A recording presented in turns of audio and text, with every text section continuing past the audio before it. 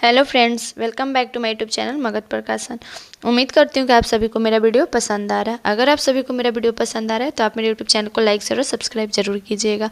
जैसा कि मैं अपने हर वीडियो में आप लोगों को बताई हूँ कि मैं हर दिन 150 प्रश्नों का व्याख्या करूँगी, एक मॉडल सेट के 150 प्रश्नों का। ठीक है, तो आज की इस वीडियो में हम लोग बात करेंगे मॉडल सेट 7 के 150 प्रश्नों के बारे में।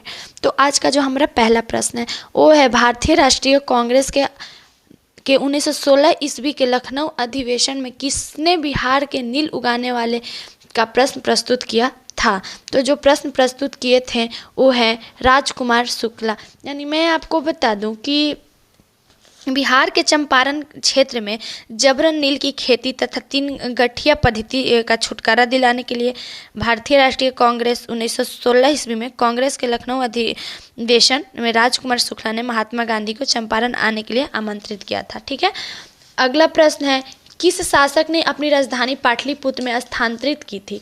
ठीक है, तो मैं आपको बता दूं कि वो थे उदयन, यानी कि हायर्क वंश का तीसरा शासक उदयन पाटलिपुत्र को अपनी राजधानी बनाया। और शिशुनाग वंश के सम्राट शिशुनाग ने अपनी राजधानी पाटलिपुत्र से हटाकर वैशाली ले गया। और शिशुनाग का उत्तराधिकार जो थे वो थे कालाशोक, और उन्होंने पुनः अपनी राजधानी वैशाली को हटाकर पाटलिपुत्र किया।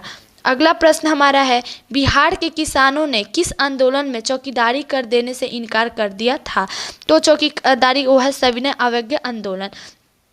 1930 ईस्वी में सविनय अवज्ञा आंदोलन के दौरान चौकीदारी का अदा नहीं करने के लिए बिहार के मुंगेर, भागलपुर, सारण और चौकीदारी के आंदोलन चलाया गया था। बरौनी तेल शोधक कारखाने के स्थापना, तो ये जो है इसमें इस आंदोलन को चलाया गया था जिसमें बिहार के किसानों ने चौकीदारी करने से साफ साफ मना कर दिया, इनकार कर दिया। ठीक है, अगला है, बिहार में बरौनी रिफाइनरी किसके सहयोग से बनाया गया था।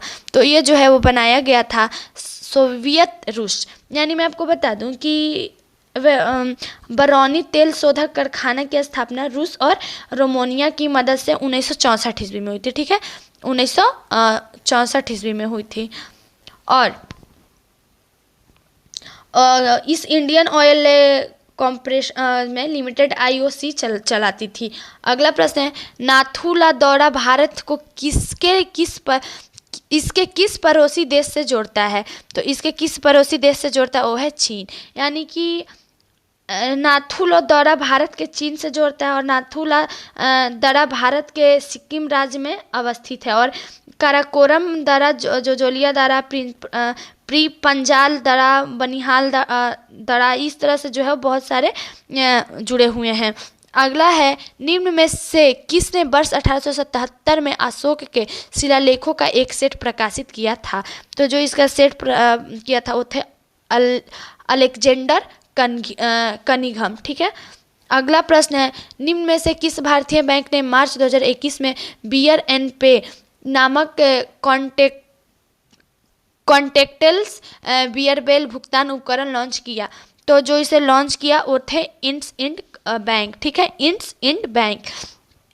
यानी कि एक्सिस बैंक ने वर्ष 2021 में बियर एंड पे नामक कॉन्टेक्टलेस बियरबेल भुगतान उपकरण लॉन्च किया। और एक्सिस बैंक की स्थापना अहमदाबाद में वर्ष 1933 ईस्वी में हुई थी। ठीक है,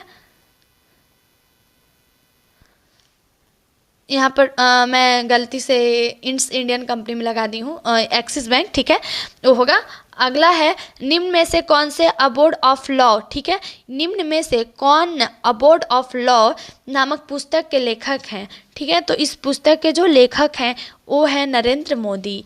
यानी कि अबोर्ड ऑफ लॉ नामक पुस्तक के लेखक भारत के प्रधानमंत्री नरेंद्र मोदी हैं। और नरेंद्र मोदी कुछ अन्य पुस्तकें जैसे सेतुबंध, आँख अध्ययन, 6 कर्मयोग, आपदा काल में गुजरात एवं भारत के श्रेष्ठ भारत आदि के बारे में भी करेंगे। अगला है, सावो जोआवो उत्सव। ठीक है, सावो जोआवो उत्सव निम्न में से किस राज्य से संबंधित है। तो ये जो है वो गोवा से संबंधित है। यानी कि सावो जोआवो उत्सव गोवा राज्य से संबंधित है। और केरल के मालाबार तट यानी गरम मसाले के व्यापार हेतु प्रसिद्ध है। अगला है, काटियवारा प्रायद्वीप किस भारतीय राज्य में स्थित है। तो ये जो है वो स्थित है गुजरात में। यानी कि काटियावाड़ा प्रायद्वीप गुजरात के राज्य में स्थित है और भारत में पश्चिमी घाट में निम्न भागों में विभाजित किया गया है। और तट के उत्तरी भाग में कोंकण यानी मुंबई तथा गोवा, तट के मध्य भाग में कन्नड़ तट यानी कर्नाटक, दक्षिण भाग में मलामार यानी केरल तट कहा जाता है। अगला है भारत की राजधानी दिल्ली निम्न में से किस राज्य के साथ अपनी सीमा साझा करती है? तो जो सीमा साझा करती है वो हरियाणा, यानी कि भारत की राजधानी दिल्ली उत्तर, दक्षिण एवं पश्चिम के हरियाणा तथा पूर्व उत्तर दिशा के साथ सीमा साझा करती है। और दिल्ली में राजधानी की स्थापना 1911 ईस्वी के दिल्ली के दरबार दौरान भारत सम्राट जॉर्ज पंचम ने रखी थी। ठीक है, 1911 ईस्वी में, इसको आप लोग ध्यान में रखिएगा। अगला है निम्न में से कौन हाउस ऑफ कॉमन्स में सीट जीतने वाले पहले भारतीय थे? तो जो सीट जीतने वाले पहले भारतीय थे वो दादा भाई नौरोजी। ठीक है, यानी मैं आपको बता दूं कि दादा भाई नौरोजी ने 1892 ईस्वी में, ठीक है, 1892 ईस्वी में लंदन के सेंट्रल फिशबरी में हाउस में ऑफ कॉमन्स में चुनाव जीते थे। और दादा भाई नौरोजी की प्रमुख पुस्तकें poverty and un-British rule in India, इस तरह के से बहुत सारे बुकों को उन्होंने प्रकाशित किया। अगला है सर विलियम जोन्स ने निम्न में से किस वर्ष में कलकत्ता यानी कोलकाता में एशियाटिक सोसाइटी की स्थापना की थी? तो वो किए थे 1784 ईस्वी में, यानी कि सर विलियम जोन्स ने 1784 में कोलकाता में एशियाटिक सोसाइटी की स्थापना की थी और ये सोसाइटी पुरातात्विक अनुसंधान का कार्य करती थी। अगला प्रश्न हमारा है निम्न में से कौन सा संथाल विद्रोह के एक नेता थे? तो जो उसके एक नेता थे वो थे सिद्धू माझी, यानी कि सिद्धू माझी संथाल विद्रोह के प्रमुख नेता थे। और ये चार भाई सिद्धू, कन्हो, चांद और भैरव सभी ने मिलकर संथाल विद्रोह 1855 ईस्वी में, ठीक है, संथाल विद्रोह जो था वो 1855 ईस्वी में नृत्य किया था। ठीक है, अगला प्रश्न है भारतीय संविधान निम्न में से किस संशोधन अधिनियम द्वारा गोवा के राज्य को दर्जा दिया गया था? दमन और दीव को मिलाकर एक नया केंद्र शासित प्रदेश बनाया गया। तो जो इसे केंद्र शासित प्रदेश बनाया गया वो 56वें संशोधन अधिनियम, यानी भारतीय संविधान में 56वें संशोधन अधिनियम द्वारा गोवा को 25वें राज्य का दर्जा दिया गया और दमन और दीव को मिलाकर एक नया केंद्र शासित प्रदेश बनाया गया। ठीक है, और 1961 ईस्वी में गोवा को भारतीय सेना ने ऑपरेशन विजय के तहत पुर्तगालियों को आज़ाद करवाया था। ठीक है, अगला प्रश्न है सोन भंडार गुफाएं निम्न में से किस राज्य में स्थित हैं? तो सोन भंडार गुफाएं निम्न में से जो है वो बिहार में, यानी कि सोन भंडार गुफाएं बिहार के राजगीर में स्थित है। और राजगीर में गर्म कुंड के कई जल स्रोत हैं। राजगीर में बौद्ध धर्म ने पहली संगति अजात शत्रु के शासन काल में हुआ, जिसकी अध्यक्षता महाकश्यप ने की थी। और मैं थोड़ा ज़्यादा ही विस्तार से आप लोगों को एक्सप्लेन करती हूँ ताकि आप लोग इससे जुड़ी थोड़ी बहुत और बातें जानें, ताकि ऐसा नहीं है कि जो मैं बता रही हूँ वही क्वेश्चन है। हो सकता है इसको बीच से काट कर या कहीं से भी कोई क्वेश्चन दे दे, तो आप लोगों को जो है ध्यान में रहे कि नहीं इस टॉपिक में ये वाला बताया गया है, तो आप लोग इसको अच्छे से कर सकते हैं। ठीक है, अगला है 124वें संवैधानिक संशोधन संबंधित है। तो 124वें संवैधानिक संशोधन जो है वो संबंधित है आरक्षण से, यानी कि समान वर्ग के आर्थिक रूप से कमजोर वर्ग के लोगों को 10% का आरक्षण देने से संबंधित 124वें संविधान संशोधन के लिए बिल पास कर दिया गया है। ठीक है, जो हमें 10% आरक्षण मिलता है तो वो इसी संशोधन से है। ठीक है, भारत के प्रथम लोकपाल का नाम है, तो भारत के प्रथम लोकपाल का नाम है पीसी घोष। ठीक है, यानी कि लोकपाल भारत में उच्च सरकारी पदों पर आसीन व्यक्तियों द्वारा किए जा रहे हैं भ्रष्टाचार की शिकायतें सुनने एवं उस पर कार्रवाई करने के लिए नियमित एक नवसृजित पद है। ठीक है, और मार्च 2019 में सुप्रीम कोर्ट में पूर्व न्यायाधीश पीसी घोष भारत के प्रथम लोकपाल बने थे। ठीक है, 2019 में बने थे। ठीक है, 2019 में बने थे। अगला प्रश्न है अनुच्छेद 35A के प्रावधान में भारतीय संविधान में शामिल किया गया था।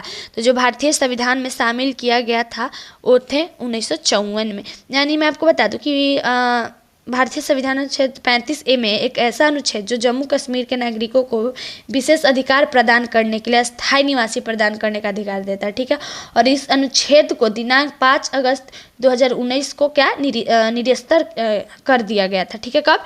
5 अगस्त 2019 में। ठीक है, अगला है किस राज्य ने हाल ही में मॉब लिचिंग एवं ऑनर किलिंग के विरुद्ध अधिनियम पारित किया था। तो जो अधिनियम पारित किया था वो है राजस्थान। यानी कि मॉब लिचिंग जब किसी झुंड या भीड़ के द्वारा किसी व्यक्ति की हत्या कर दिया जाता है तो उसे मॉब लिचिंग कहते हैं, ठीक है। और ऑनर क्लीनिंग जो है, ऑनर क्लीनिंग जो है, इसे सम्मान के लिए हत्या कहते हैं। और इसमें किसी परिवार के वंश या समुदाय को किसी सदस्य की हत्या उसी परिवार वंश के समुदाय का एक से अधिक सदस्य द्वारा किया जाता है, ठीक है। अगला है अरामाको तेल, ठीक है। अरामाको तेल कंपनी किस देश से संबंधित है? तो ये जो है वो संबंधित है सऊदी अरब से। यानी कि अरामाको सऊदी अरब में की सरकारी तेल कंपनी और इस दुनिया में सबसे बड़ी तेल कंपनी है। अर्जुन पुरस्कार किस वर्ष से प्रारंभ हुआ? अर्जुन पुरस्कार जो है वो 1961 ईस्वी से जो है वो प्रारंभ हुआ था। यानी कि अर्जुन पुरस्कार भारत सरकार द्वारा खेल क्षेत्र में दिए जाने वाला उत्कृष्ट पुरस्कार है और इस पुरस्कार का आरंभ 1961 ईस्वी में हुआ था। और पुरस्कार स्वरूप 5 लाख रुपए की राशि, अर्जुन की कांस्य प्रतिमा, एक प्रसिद्ध पत्र दिया जाता है, ठीक है। अगला प्रश्न हमारा है, निम्न कथनों में से कौन सा कथन सही है? पहला, हड़प्पा का उत्खनन 1921 ईस्वी में किया गया था, या वर्तमान में हड़प्पा पाकिस्तान में है, हड़प्पा ब्यास नदी किनारे था। चौथा, हड़प्पा में उत्खननकर्ता आर.डी. बनर्जी थे। और पांचवा जो है, छात्र वाला ताम्ररथ हड़प्पा से मिला। तो जो इसमें सही है वो है केवल 1 और 2। यानी कि 1 और 2 जो है, जैसे हड़प्पा का उत्खनन 1921 ईस्वी में किया गया था और दूसरा वर्तमान में हड़प्पा पाकिस्तान में। निम्न में से कौन सी नदी सप्त सिंधु में समाविष्ट नहीं थी? तो जो समाविष्ट नहीं थी वो है साबरमती, ठीक है। अगला प्रश्न, चंद्रगुप्त मौर्य ने सेल्यूकस को बख्शिश से रूप में क्या दिया था? तो बख्शिश के रूप में क्या दिया था? तो वो बख्शिश के रूप में उनसे 500 युद्धक हाथी। यानी मैं आपको बता दूं कि चंद्रगुप्त मौर्य ने 305 ईस्वी में सेल्यूकस निकेटर को, ठीक है, सेल्यूकस निकेटर को हराया और संधि समझौते अंतर्गत सेल्यूकस निकेटर को अपनी बेटी कार्नेलिया से शादी चंद्रगुप्त मौर्य से किया। और संधि के शर्त के अनुसार काबुल, गंधार, हेरात एवं मकरान चंद्रगुप्त मौर्य को दिया और उसने चंद्रगुप्त इसके बदले में अपने ससुर को 500 हाथी प्रदान किया था। निम्न में से कौन सा जोड़ा सही नहीं है? लेखक और पुस्तक का नाम दिया है और इसमें कौन सा सही नहीं है? तो इसमें जो सही नहीं है वो है आर्यभट्ट बृहत संहिता। यानी मैं आपको बता दूं कि बृहत संहिता 6वीं शताब्दी में वराहमिहिर द्वारा लिखित ज्ञान विज्ञान खगोल शास्त्र से संबंधित पुस्तक है। और वराहमिहिर द्वारा लिखित अन्य पुस्तकें इस प्रकार, जैसे पंच सिद्धांतिका, बृहज्जातक, और आर्यभट्ट द्वारा लिखित कुछ पुस्तकें आर्यभट्टियम, 10 गीतिका आदि इस तरह से है। तो ये जो है इसमें सही नहीं है। अगला है, विग्रहराज 4 ने अजमेर की 2.5 दिन का झोपड़ा नामक मस्जिद से पहले किसका निर्माण किया था? तो जो पहले इसका निर्माण किया था वो है कॉलेज। यानी कि विग्रहराज 4 चायमान या चौहान वंश का राजा था और 2.5 दिन का झोपड़ा नामक मस्जिद शुरू किए में विग्रहराज 4 द्वारा निर्मित एक विद्यालय था। और 2.5 दिन का झोपड़ा मस्जिद एवं निर्माण कुतुबुद्दीन ऐबक ने कराया था, ठीक है। अगला है, किसने भारत में सूफी से चिश्ती संप्रदाय की स्थापना की थी? तो जो इसकी स्थापना की थी वो है मोइनुद्दीन चिश्ती।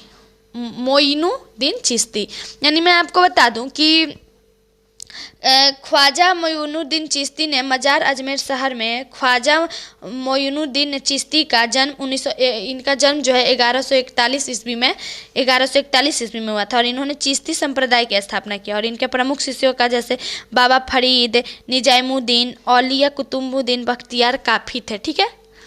शिवाजी के शासन तंत्र में विदेश मंत्री के नाम से जाना जाता था। तो जो उन्हें नाम से जाओ था सुमंत, ठीक है। यानी शिवाजी के मंत्रिमंडल में अष्टप्रधान कहा जाता है। और इस प्रकार का पहला पेशवा प्रधानमंत्री, दूसरा अमात्य राजस्व मंत्री, तीसरा सरी ए नौबत सैन्य प्रधान, चौथा बकायनविश गुप्तचर विभाग और 5वां चिटनीस राजकीय पत्रों को पढ़कर उसकी भाषा शैली में उत्तर देने वाला। और छठा सुमंत विदेश मंत्री। सातवां पंडित राव धार्मिक कार्यों के मंत्री तथा आठवां न्यायाधीश न्याय विभाग। ठीक है, यानी कि शिवाजी के मंत्रिमंडल में 8 अष्ट प्रधान कहा जाता है। ठीक है, तो वो एक विदेश मंत्री सुमंत के नाम से जाना जाता था। ठीक है, अगला है किसकी सहायता से हैदर अली ने 1755 ईस्वी में डोंडीगुल में एक आधुनिक शस्त्रागार की स्थापना की थी। तो जो इसकी स्थापना की थी वो थे फ्रेंच विशेषज्ञ। अगला है मद्रास में रैतबाड़ी पद्धति को किसने प्रारंभ किया था?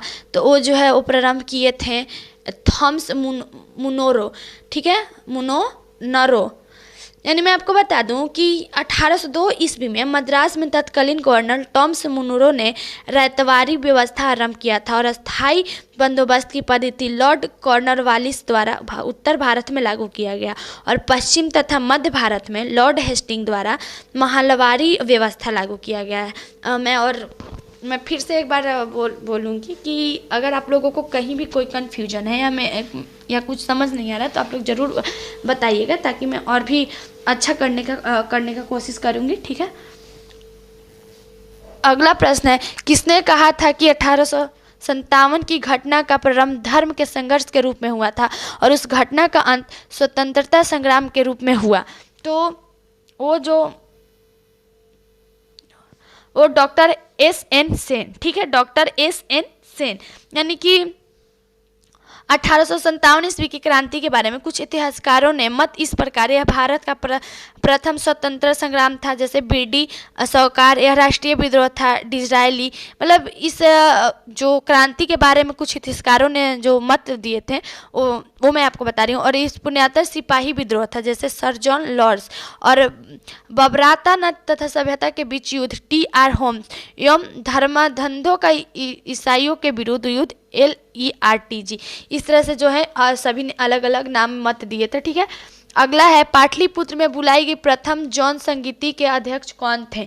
तो उसके अध्यक्ष थे स्थूलभद्र। ठीक है, स्थूलभद्र। यानी कि मैं आपको बता दूं कि 2 जैन संगीतियों का प्रमाण मिलता है। जैसे प्रथम जैन संगीति 300 ईस्वी पूर्व पाटलिपुत्र में हुआ था, जिसके अध्यक्ष स्थूलभद्र थे। और द्वितीय जैन संगीति 6ठी शताब्दी में बल्लभी गुजरात में हुआ था और इसकी संगति का अध्यक्षता क्षमा श्रवण ने किया था। ठीक है, अगला है 1922 ईस्वी में भारतीय राष्ट्रीय कांग्रेस के गया अधिवेशन का अध्यक्ष कौन थे? जिसके अधिवेशन के अध्यक्ष जो थे वो थे C.R. दास। ठीक है, यानी कि बिहार में 2 बार कांग्रेस का अधिवेशन हुआ था। पहला अधिवेशन बागीपुर 1912 ईस्वी में तथा दूसरा अधिवेशन 1922 ईस्वी में गया में हुआ था। और 1912 ईस्वी में अधिवेशन में R.N. माधोलकर अध्यक्ष बने थे, जबकि गया अधिवेशन में C.R. दास अध्यक्षता किए थे। ठीक है, निम्न में से सबसे लंबी पर्वत श्रृंखला है? तो जो सबसे लंबी पर्वत श्रृंखला है, सबसे लंबी पर्वत श्रृंखला है वो है रॉकी। ठीक है, यानी कि सबसे लंबी पर्वत श्रृंखला उत्तरी अमेरिका में अवस्थित रॉकी पर्वत है। और सबसे ऊंचा पर्वत श्रृंखला हिमालय है, जो कि चीन, नेपाल, म्यांमार तथा नेपाल की सीमा पर अवस्थित है। अगला प्रश्न हमारा है क्राल एक प्रकार की निर्मित संरचना है। तो वो जो है वो निर्मित संरचना वो है दक्षिणी अफ्रीका की। अगला है कौन सा वैश्विक सम्मेलन ग्रीन हाउस गैस उत्सर्जनों में कमी के लिए आयोजित वैश्विक समझौते की दिशा में पहला कदम था? तो जो पहला कदम था वो था क्योटो 1997 ईस्वी। यानी मैं आपको बता दूं कि Kyoto protocol green house gas उत्सर्जन को एक कम करने के लिए अंतर्राष्ट्रीय संधि है। ठीक है, और क्योटो प्रोटोकॉल जो जापान में क्योटो में 11 दिसंबर 1997 में अपनाया गया था। ठीक है, 11 दिसंबर 1997 में अपनाया गया था और इसे 16 फरवरी 2005 में लागू किया गया था। और इसे क्या है 16 फरवरी 2005 में जो है वो लागू किया गया था, अपनाया गया। ठीक है, विश्व का सबसे शुष्क रेगिस्तान है। तो विश्व का सबसे शुष्क रेगिस्तान वो है आटाकामा। ठीक है, आटाकामा यानी मरुस्थल। आटाकामा मरुस्थल दक्षिणी अमेरिका में अवस्थित है और यह शुष्क पठार है जो कि अंडीज पर्वतमाला पश्चिम में अवस्थित है। ठीक है, अगला प्रश्न है तुम्मलपल्ले खदान। ठीक है, पल्ले खदान, जिसे दुनिया के सबसे बड़ा यूरेनियम का भंडार माना जाता है, अवस्थित है। तो ये जो अवस्थित है वह आंध्र प्रदेश में। अगला प्रश्न हमारा है, जवाहर सुरंग का निर्माण निम्न में से किस दर के अंतर्गत किया गया है? जवाहर सुरंग का निर्माण निम्न में से किस दर के अंतर्गत किया गया है? तो इसका जो है वो किया गया है बनिहाल दरा, ठीक है। यानी कि मैं आपको बता दूं कि जवाहर सुरंग राष्ट्रीय राजमार्ग NH 44 पर बनिहाल और काजीगुंड में के बीच अवस्थित है और इसे बनिहाल सुरंग भी कहते हैं और यह सुरंग हिमालय फिर पंजाल पर्वत श्रृंखला पर अवस्थित है। अगला है दक्कन ट्रैप पठार, ठीक है। दक्कन के ट्रैप पठार का गठन किस काल में हुआ था? तो इसका जो गठन है वो हुआ था क्रिटेशियस, ठीक है, क्रिटेशियस काल में हुआ था। और ये जो है दक्कन का पठार प्रायद्वीप पठार का हिस्सा है और ये भारत में 8 राज्यों में फैला है और दक्कन के पठार की आकृति त्रिभुजाकार है और इस पठार की उत्तरी सीमा सतपुड़ा और विंध्य पर्वतमालाओं के पूर्व पश्चिम की सीमा पर है, ठीक है। अगला प्रश्न है, पश्चिमी घाट उत्तर पूर्वी क्षेत्र में पहाड़ियों और अंडमान एवं निकोबार महाद्वीप समूह में पाए जाने वाले वनों को चुनिए। तो जो वनों को चुनिए वो है उष्णकटिबंधीय सदाबहार वन, ठीक है। यानी कि उष्णकटिबंधीय सदाबहार वन भूमध्य रेखा के दक्षिणी तथा उत्तरी में लगभग 28 डिग्री, ठीक है, के भीतर पाए जाते हैं और यहाँ पाए जाने वाली वनस्पति है जैसे कॉफी, आम, केला और चंदन, इस तरह के वनस्पति यहाँ पर पाए जाते हैं।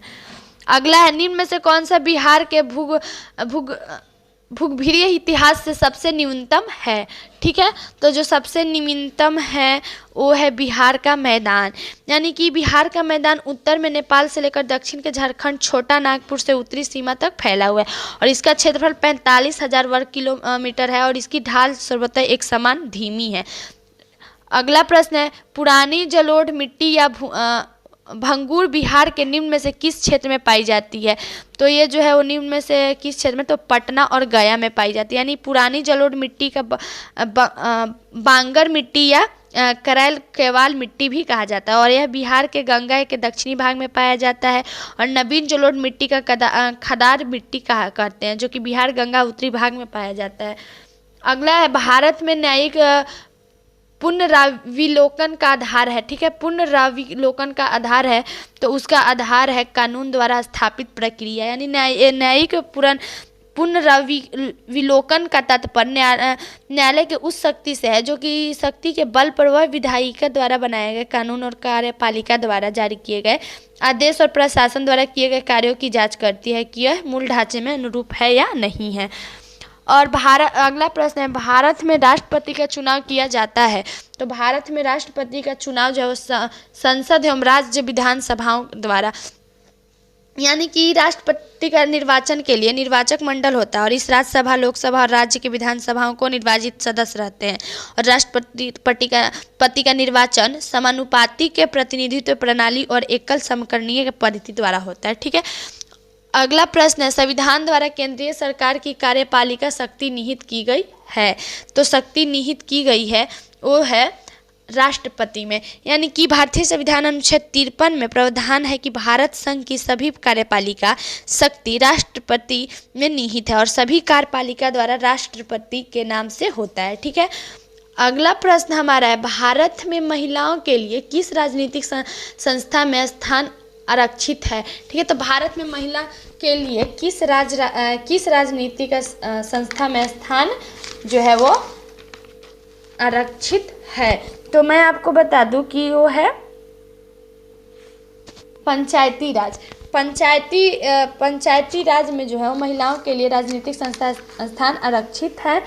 और मैं ये भी बता दूं आपको कि वर्ष 2009 में तत्कालीन प्रधानमंत्री मनमोहन सिंह ने नेतृत्व में कैबिनेट के पंचायतों में महिलाओं के आरक्षित संख्या 33% से बढ़ाकर 50% करने का प्रस्ताव को मंजूरी दिया था। ठीक है, अगला प्रश्न है, व्यवस्थापिका के रिक्त स्थान की पूर्ति के लिए होने वाली विशेष चुनाव को कहते हैं। तो विशेष चुनाव को हम लोग कहते हैं उपचुनाव। ठीक है, यानी मैं आपको बता दूं कि उपचुनाव मुख्य चुनाव के बाद होने वाला चुनाव है जो कि मुख्य चुनाव न होने की स्थिति में करवाया जाता है।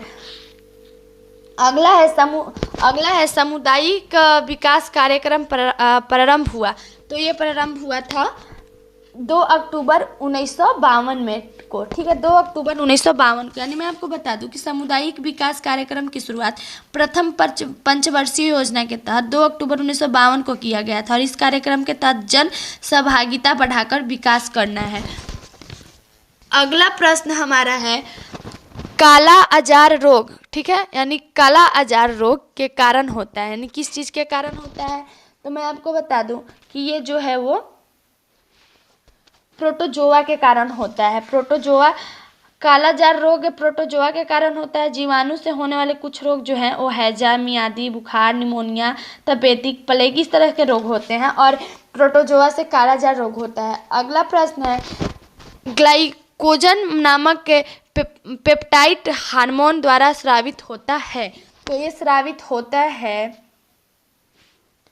अग्न्याशय, यानी कि मैं आपको बता दूं कि ग्लाइकोजन नामक पेप्टाइड हार्मोन अग्न्याशय द्वारा स्रावित होता है। अगला प्रश्न हमारा है एक फ्यूज निम्न में से किससे विद्युत परिपथ की सुरक्षा करता है। तो एक फ्यूज निम्न में से किससे विद्युत परिपथ की सुरक्षा करता है। तो वो जो है वो करता है अतिभारण, यानी ओवरलोडिंग, यानी कि मैं आपको बता दूं कि एक फ्यूज ओवरलोडिंग से विद्युत परिपथ की सुरक्षा करता है और विद्युत तार में श्रेणी क्रम एक उच्च प्रतिरोध तथा कम गलनायक में उच्च प्रतिरोध में गलनायक का तार जोड़ जाता है। इस वजह से जो है इस अभितरण में ओवरलोडिंग होता है। अगला है कोलेजन एक प्रकार का की है, ठीक है, यानी मतलब जो भी है वो मैं आपको बता दूं कि वो है प्रोटीन, यानी कि कोलेजन एक प्रकार का प्रोटीन है और प्रोटीन का निर्माण 20 प्रकार के अमीनो अम्ल से मिलकर होता है। प्रोटीन का मुख्य स्रोत होता है दाल, सोयाबीन, अंडा, इस तरह से, ठीक है, और वसा का मुख्य स्रोत होता है मक्खन, घी, वनस्पति तेल आदि। अगला प्रश्न है निम्न में से सबसे अच्छा अग्निशामक कौन सा है, ठीक है, निम्न में से सबसे अच्छा अग्निशामक कौन सा है। तो इसमें है कार्बन डाइऑक्साइड, यानी मैं आपको बता दूं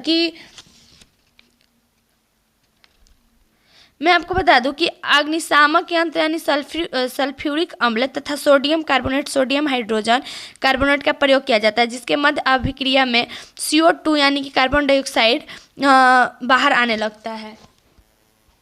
अगला है फ्लोरीन अथवा बकीबॉल कार्बन परमाणु का बना होता है। तो वो बना होता है 60, यानी कि फ्लोरीन या बकीबॉल कार्बन का अपूर्ण है जिसकी खोज RE स्मॉली ने 1995 ईस्वी में किया था और एक रावेदार बहुरूप है जिसका प्रत्येक अणु 60 कार्बन परमाणुओं को गोलाकार समूह होता है, ठीक है। अगला अधिक ऊंचाई पर द्रवों का क्वथनांक क्या बढ़ता है घटता है, जो कुछ भी, तो मैं आपको बता दूं कि अधिक ऊंचाइयों पर द्रवों का क्वथनांक जो है वो घटता है। अगला है निम्न में से कौन सा कोशिका घटक कोशिका में दाखिल होने वाले जीवाणुओं को नष्ट करता है। तो जीवाणुओं को जो नष्ट करता है वो है लाइसोसोम, ठीक है। अगला है शरीर में लौह की कमी से क्या होता है। तो शरीर में लौह की कमी से जो है वो होता है रक्ताल्पता, ठीक है, रक्ताल्पता। अगला है मानव शरीर का समान तापमान होता है। तो मानव शरीर का जो समान तापमान होता है 98.6 डिग्री। तो हमारा अगला प्रश्न है अंत्राजोड़ रोग मानव शरीर के किस अंग को प्रभावित करता है। तो वो प्रभावित करता है आंत को, यानी कि टाइफाइड अंत्राजोड़ आंत से संबंधित रोग है जो कि दूषित पानी और भोजन से फैलता है या सलामोनेला टाइफी नामक जीवाणु से होता है। फेफड़े में मुख्य रोग जैसे ट्यूबरक्लोसिस है जो कि माइक्रोबैक्टीरियस और नामक जीवाणु से फैलता है, ठीक है, और ये जो रोग जो है वो टाइफाइड यानी कि आंत से संबंधित रोग है। अगला प्रश्न हमारा है कार्बनिक कृषि एक ऐसी कृषि प्रणाली है जिसमें कार्बनिक खाद्य और पूर्ण चर्कित फार्म अपशिष्टों तथा जैव कारकों के अधिकतम मात्रा में प्रयोग किया जाता है। अगला है, निम्न में से कौन सी क्रिया पृथ्वी पर हो रहे कार्बन चक्र में ऑक्सीजन को बढ़ाती है?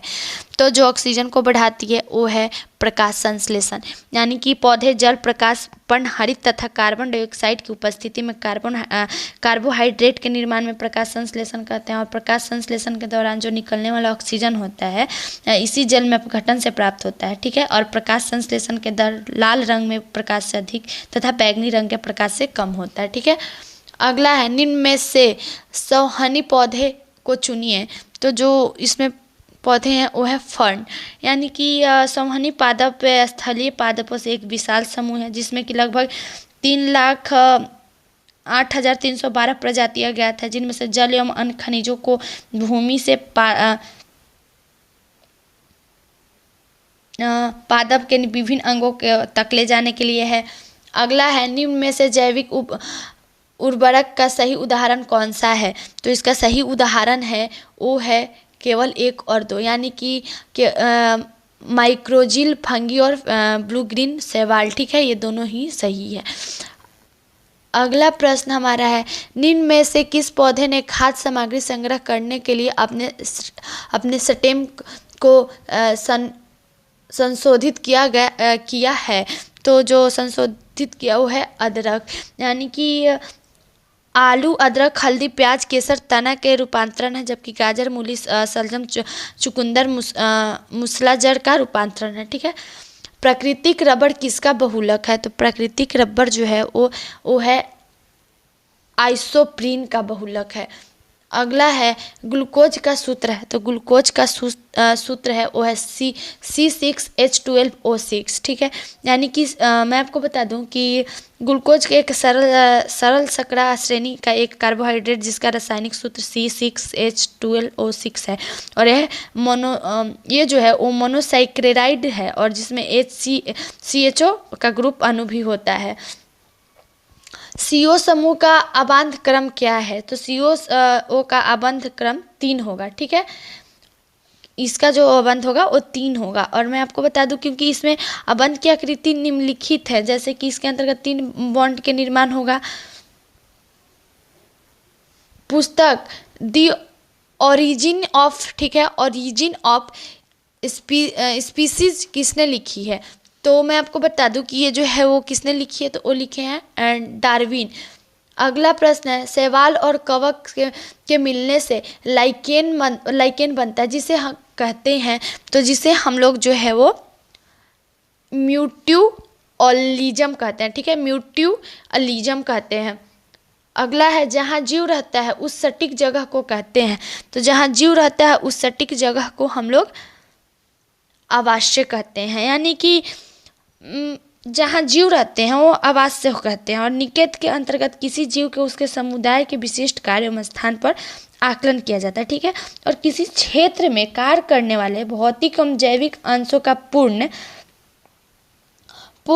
योग एवं परितंत्र कहलाता है। ठीक है, अगला है, सौर ऊर्जा ATP में बदलती है। तो सौर ऊर्जा ATP में बदलती है क्लोरोप्लास्ट में। ठीक है, क्लोरोप्लास्ट में, यानी मैं आपको बता दूं कि प्रकाश संश्लेषण जो है वो के दौरान क्लोरोप्लास्ट हरित लवक और ऊर्जा का अवशोषण एवं ATP ऊर्जा में संग्रहित करता है। और क्लोरोप्लास्ट वस्तु पौधे का प्रमुख अंग है जो पत्तियों के भीतर सूक्ष्म रूप में मौजूद होता है।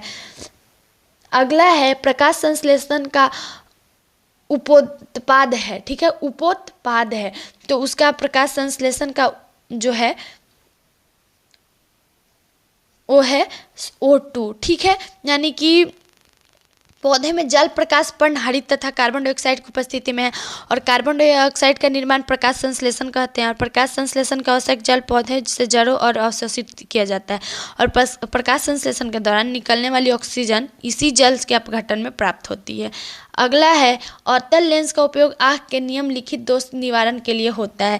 तो इसका जो है उपयोग होता है निकट दृष्टि, यानी कि अवतल लेंस का प्रयोग निकट दृष्टि दोष तथा उत्तल लेंस का प्रयोग दूर दृष्टि दोष के लिए किया जाता है। ठीक है, अगला है ए और बी दो पाइप किसी खाली टंकी को क्रमशः 10 घंटा और 16 घंटा में भर सकते हैं। इसमें से प्रत्येक एक एकांतर क्रम में 1 घंटा के लिए खोला जाता है।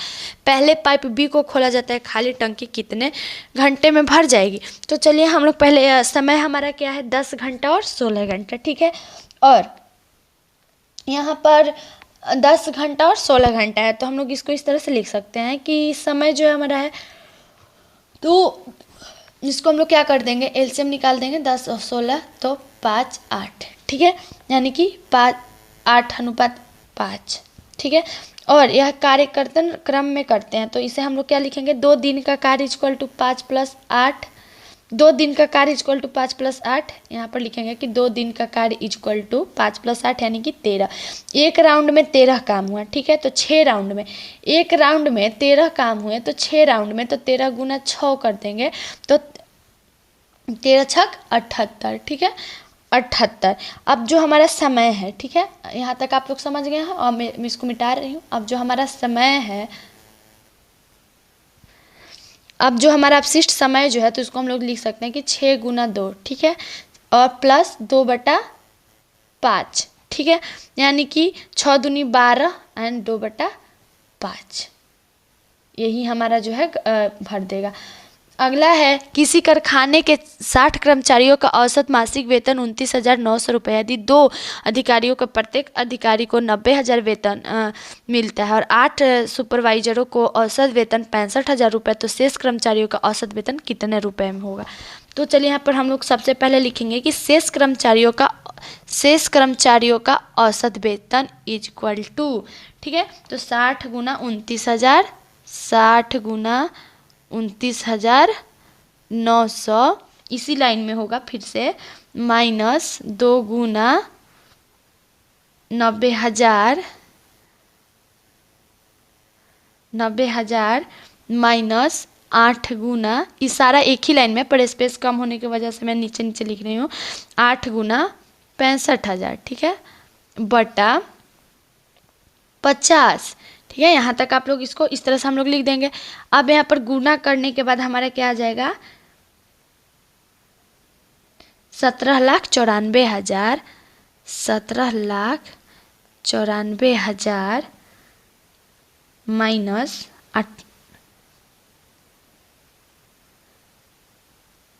18 लाख, ठीक है, 1,80,000 माइनस 5 लाख माइनस 5,20,000, ठीक है, बटा 50। यहाँ तक आप लोग समझ गए। इस तरह से आप लोग इसको नोट कर लीजिएगा, ताकि इससे जुड़े सवाल आप लोगों को कभी आगे बनाने के लिए मिले तो आप लोग आसानी से इसको बना सकेंगे। और समझने के लिए भी अच्छा रहता है कि नोट करेंगे तो देख देख के तो जल्दी जो होता है वो माइंड कैप्चर होता है। उसके बाद हम लोग लिख देंगे 10,94,000 बटा 50, यानी कि टोटल हम इसको डिवाइड कर देंगे तो हमारा क्या आ जाएगा, 21,880 रुपये। अगला है ए और बी की मासिक आय का अनुपात 4:5 है और उनके मासिक व्यय का अनुपात 3:8 है। यदि ए की आय बी की व्यय के बराबर हो तो ए और बी की बचत अनुपात ज्ञात करें। तो माना कि ए और बी की मासिक आय अनुपात, ठीक है, माना ए और बी के, आप लोग इसको नोट कीजिएगा, माना कि ए और बी के मासिक आय का अनुपात 4x और 5x, ठीक है, 5x। अब मासिक व्यय जो है 3y 8y, ठीक है। अब ए और बी के बीच का बचत अनुपात हमें ज्ञात करना है। क्या, ए और बी के बीच के ए और बी के बीच का बचत अनुपात हमें ज्ञात करना है। तो हम लोग क्या लिखेंगे, ए और बी की बचत का अनुपात, ठीक है, इस तरह से हम इसे ज्ञात करेंगे। तो हम लोग इसको लिख सकते हैं इक्वल टू 4x - 3y अनुपात 5x - 8y, ठीक है, इस तरह से लिखेंगे। अब इसको हम लोग लिख सकते हैं कि 4 × 2 - 3 4 × 2 - 3 × 1 अनुपात 5 गुना 2, ठीक है, -8 गुना 1। यहाँ तक आप लोग समझ गए। अगर कहीं कोई कन्फ्यूजन होगा तो आप लोग ज़रूर कमेंट में बताइएगा, मैं उसको सॉल्व करने के, जैसे मैं अपने हर वीडियो में बात बोल रही हूँ कि अगर कहीं भी किसी चीज़ को लेकर कन्फ्यूजन है तो आप लोग बेझिझक कमेंट करके पूछ सकते हैं, ठीक है।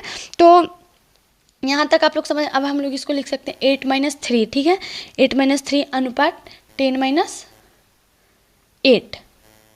तो यहाँ पर क्या आएगा, 8 में से 5 माइनस करेंगे तो 2, और 10 में से 8 माइनस करेंगे तो 2, यानी कि 5:2, ठीक है। अब हमारा अगला प्रश्न है, किसी गांव की वर्तमान जनसंख्या 15,280 है। यदि पुरुषों की संख्या 25% की वृद्धि होती है और महिलाओं की संख्या में 15% की वृद्धि होती है तो जनसंख्या 18,428 हो जाएगी। गांव ने पुरुषों और महिलाओं की वर्तमान जनसंख्या के बीच का अंतर ज्ञात करें, ठीक है। तो यहाँ पर हम लोग लिख सकते हैं कि माना कि पुरुष की संख्या इक्वल टू x, माना कि पुरुष की जनसंख्या इक्वल टू x तथा महिलाओं की जनसंख्या इक्वल टू, हम लोग लिख सकते हैं महिलाओं की जनसंख्या इक्वल टू, हम लोग लिखेंगे कि पुरुष की जनसंख्या इक्वल टू x तो महिलाओं की जनसंख्या इक्वल टू 15,280 माइनस x, ठीक है।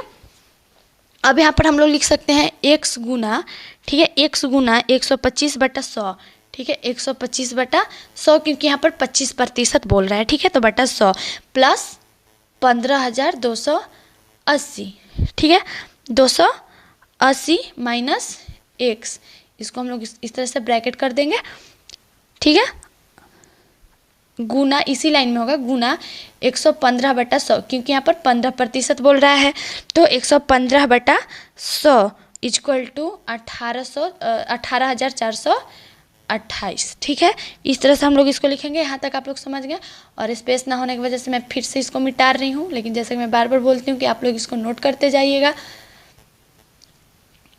अब हम लोग लिख सकते हैं यहाँ पर 5x/4, 5x/4 प्लस 15,280 गुना 23/20 minus 23x/20 equal to 18,428 equal to 25x minus 23x/20 equal to 18,428 minus 17,572, ठीक है। यहाँ तक आप लोग समझ गए। आप लोग इसको नोट भी करते जाइएगा। अब यहाँ पर 2x/20 इक्वल टू 856, यानी कि x इक्वल टू 8560, ठीक है। अब महिलाओं की संख्या में हम क्या कर अब लिखेंगे कि महिलाओं की संख्या इक्वल टू 15,280 माइनस 8560, ठीक है, 8560 यानी कि 6720, ठीक है, 6720। अब जो हमारा अपशिष्ट अंतर बच गया तो हम लोग क्या करेंगे, 85 अपशिष्ट अंतर इक्वल टू 8500।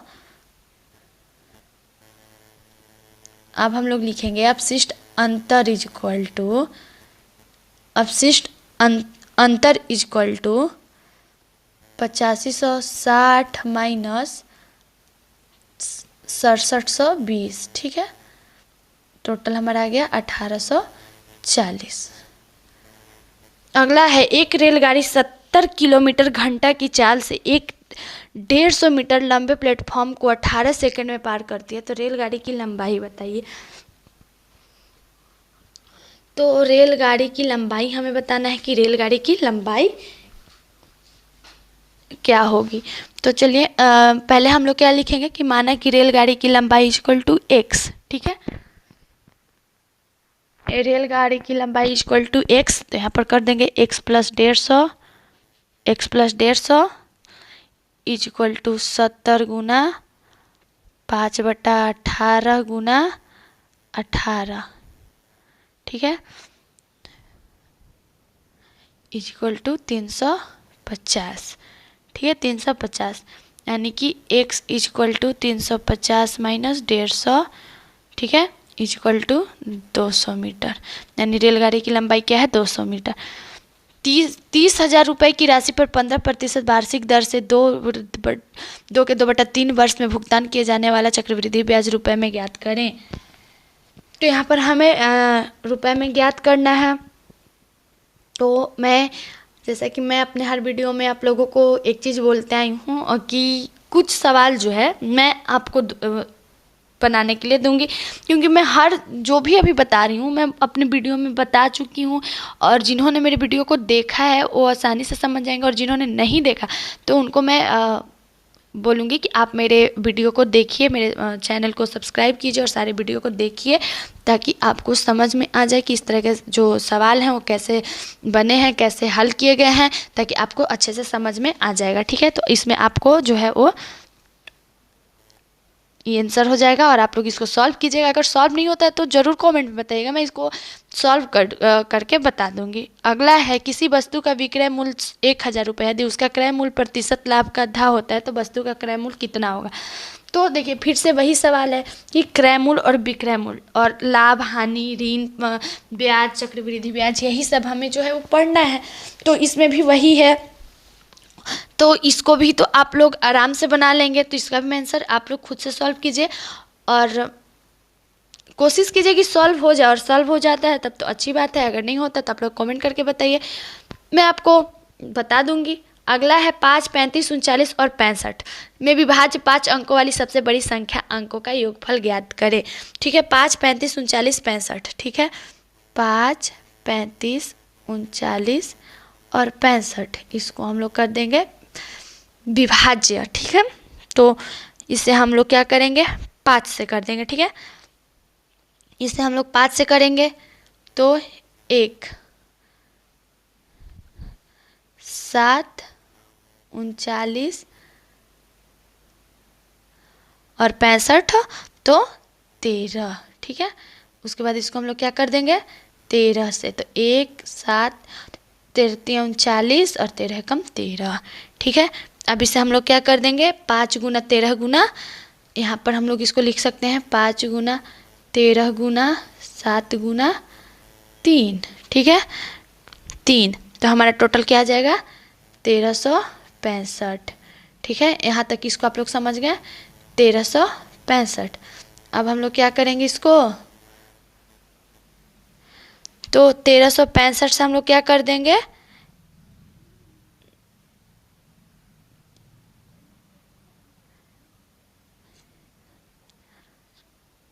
जिसको हम लोग कर देंगे 99,999 में 1365 जो है 1365 जो है उसको हम लोग क्या कर देंगे 9,999 को में भाग दे देंगे 1365 से। तो इसमें क्या आ जाएगा, तो इसको हम लोग करेंगे तो पहले इसको यहाँ पर मैं इसको अच्छे से करती हूँ। 1365 में 99,999, ठीक है, यानी कि 1365 को 7 से तो गुना करेंगे तो हमारा क्या आ जाएगा 9,555, ठीक है, यानी कि 4,449। उसके बाद इसको 1365 को 3 से गुना कर देंगे तो हमारा क्या आ जाएगा, यहाँ पर कर देती हूँ मैं 4,449 और 1365 को 3 से करेंगे तो हमारा क्या आ जाएगा 4,095, ठीक है, 4,095, यानी कि बचा हमारा क्या शेषफल 354, ठीक है, 354। तो अब यहाँ तक आप लोग समझ गए 354। तो अब हम लोग इसको इस तरह, जैसा कि हमें पता है कि 5 अंकों की बड़ी संख्या जो 1365 से विभाज्य हो, तो यहाँ पर क्या कर देंगे अब हम लोग 99,999 माइनस 1365, ठीक है, कर देंगे। हमारा जो शेषफल बचा, सॉरी शेषफल से माइनस कर देंगे हम लोग, तो हमारा शेषफल क्या बचा 354, ठीक है, 354। तो हमारे पास क्या आ गया 99,645, ठीक है, ये हमारा बच गया। अब अंकों का योगफल हम क्या कर देंगे, यहाँ पर इसको इस तरह से कर दे सकते हैं कि 9 + 9 + 6 + 4 प्लस 5 यानी 9 18, 6 24, 24 4 28, 28 5 33। ठीक है, यानी कि 33 हमारा आ जाएगा। अगला है, राधा को 1680 रुपये क्रय मूल्य वाले बैग पर कितना मूल्य रुपए में अंकित करना चाहिए ताकि अंकित मूल्य पर 16% छूट देने के बाद 25% लाभ प्राप्त हो सके। तो यहाँ पर हम लोग इसको बनाएंगे कि माना कि अंकित कीमत, ठीक है, माना अंकित कीमत इजक्वल टू एक्स। ठीक है, माना अंकित कीमत इजक्वल टू एक्स, तो एक्स गुना 84/100 इजक्वल टू, इसी लाइन में होगा बट स्पेस ना होने की वजह से मैं नीचे लिख रही हूँ, इजक्वल टू 1680 गुना 25% बोल रहे हैं, यानी 125/100। ठीक है, यहाँ पर क्या हमारा आ जाएगा, टोटल गुना भागा डिवाइड कर देंगे तो हमारा 2500 रुपया आ जाएगा। और इतना तो आप लोग कर ही लेंगे, आप लोगों को इतना तो आता होगा। अगला है, दो संख्याओं में अंतर 14 तथा उनका योग 20 है, उनका गुणनफल क्या होगा। तो यहाँ पर माना कि संख्या क्रमशः x और y है। ठीक है, माना संख्या क्या है, क्रमशः x और y है, तो x plus y equal to 20। ठीक है, और x minus y equal to 14। ठीक है, तो अब यहाँ पर लिख सकते हैं कि चूंकि एक्स वाई इजक्वल टू, ठीक है, एक्स प्लस वाई का whole square minus x minus y का होल स्क्वायर, ठीक है, बटा 4। ठीक है, यहाँ तक आप लोग समझ गए। मैं इसको मिटा दूंगी, अब आगे बताऊंगी। अब हम लोग लिख सकते हैं कि 20 के स्क्वायर माइनस 14 के, ठीक है, बटा 4 इजक्वल टू 20 के स्क्वायर यानी कि 400 minus 196/4 equal to 204/4 equal to 51। अगला प्रश्न हमारा है, 1.07 गुना 65 प्लस 1.07 गुना 26 प्लस 1.07 गुना 9 का मान है। ठीक है, इसका मान है, तो इसका मान हम लोग कैसे निकालेंगे। तो पहला तो हमारा जो प्रश्न है, ठीक है, इसको हम लोग अच्छे से ध्यान से देख लेंगे। उसके बाद इसको हम लोग क्या करेंगे, तो इसको हम लोग लिख सकते हैं 1.07, ठीक है, 1.07 ब्रैकेट 65 प्लस 26 प्लस 9, ये हमारा प्रश्न है। इसको हम लोग सॉल्व करेंगे तो इतना आ जाएगा, और इतना इसे तो हम लोग आसानी से सॉल्व कर सकते हैं, इसमें तो कोई कन्फ्यूजन नहीं है यहाँ पर। ठीक है, अब हम लोग लिख सकते हैं 1.07 गुना 100 इजक्वल टू 107। ठीक है, यानी कि ऑप्शन डी हमारा हो जाएगा 107। अगला है, एक व्यापारी लागत मूल्य से 30% अधिक वसूल करता है। नगद अदायगी के लिए वह अपने उपभोक्ता को 10% छूट देता है, तो उसे प्रतिशत निवल लाभ कितना है। तो यहाँ पर हम लोग लिख सकते हैं कि माना वस्तु का क्रय मूल्य इक्वल टू 100 रुपये है। ठीक है, माना कि वस्तु का क्रय मूल्य इक्वल टू 100 रुपये है, तो अंकित मूल्य इक्वल टू 100 प्लस 30 कर देंगे तो 130। ठीक है, 130 रुपये। अब 10% के दर से छूट कर देंगे, 10% की दर से छूट, यहाँ पर लिखेंगे कि 130 गुना 10/100 इक्वल टू 13 रुपये। ठीक है, अब विक्रय मूल्य क्या कर देंगे, तो 130 माइनस 13 इक्वल टू 117। ठीक है, 117 रुपये। अब लाभ पे हम लोग क्या कर देंगे, तो लाभ पे कर देंगे 117 माइनस 10 117 माइनस 100 इक्वल टू 17, यानी कि 17%। एक आदमी अपनी घड़ी 144 रुपये में बेचता है, यदि उसे उसके लाभ के प्रतिशत लागत मूल्य के बराबर हो तो घड़ी की लागत मूल्य क्या है। घड़ी की लागत मूल्य क्या है, तो सबसे पहले हम लोग क्या लिखेंगे कि जैसे कि मैं अभी इसके पहले वाले क्वेश्चन को बताई उसी तरह से भी बनेगा, तो आप लोग इसको सॉल्व कीजिएगा। मैं आपको बता देती हूँ कि इसका लागत मूल्य क्या होगा। इसका लागत मूल्य 80 रुपये होगा। अब तो आप लोग आसानी से इसको सॉल्व कर लेंगे, तो जरूर करके बताइएगा सॉल्व हो जाएगा। तो यदि बी की अपेक्षा ए पर 20-25% अधिक कमाता है, तो ए से बी कितने प्रतिशत कम कमाता है। तो माना कि बी की आई इक्वल टू क्या है, 100 रुपये। बी की आई क्या है, 100 रुपये। और ए की आय क्या है 100, ये है बी की आय और ये है ए की आय 125 रुपये, ठीक है 125 रुपये। अब ए बी की आय ए की आय से कमी, ठीक है बी की आय ए की आय लिखेंगे, बी की आय ए की आय से कमी, तो 125 माइनस 100 इक्वल टू 25, ठीक है 25। अब यहाँ पर लिखेंगे 125 में बी 25 कम होता है, ठीक है 125 में आप लोग इसको लिखिएगा 125 में बी 25 कम होता है, यानी कि 25/125, ठीक है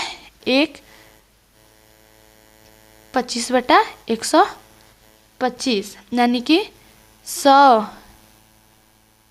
25/125 गुना 100 यानी कि 20% कम। अगला है वह छोटी सी छोटी प्राकृतिक संख्या बताइए जो 980 जिससे 980 को गुणा करने पर वह पूर्ण वर्ग बन जाए। तो यहाँ पर पूर्ण वर्ग बन जाए तो 980 का गुणनखंड करने पर जो हमारा आएगा 980 का पहले हम गुणनखंड कर देंगे और गुणनखंड करने के बाद हमारे पास क्या आ जाएगा 2 गुना 2, ठीक है इसको मैं करके बता दूं तो गुणनखंड तो यहाँ पर 980 है, ठीक है इसको 2 से किए तो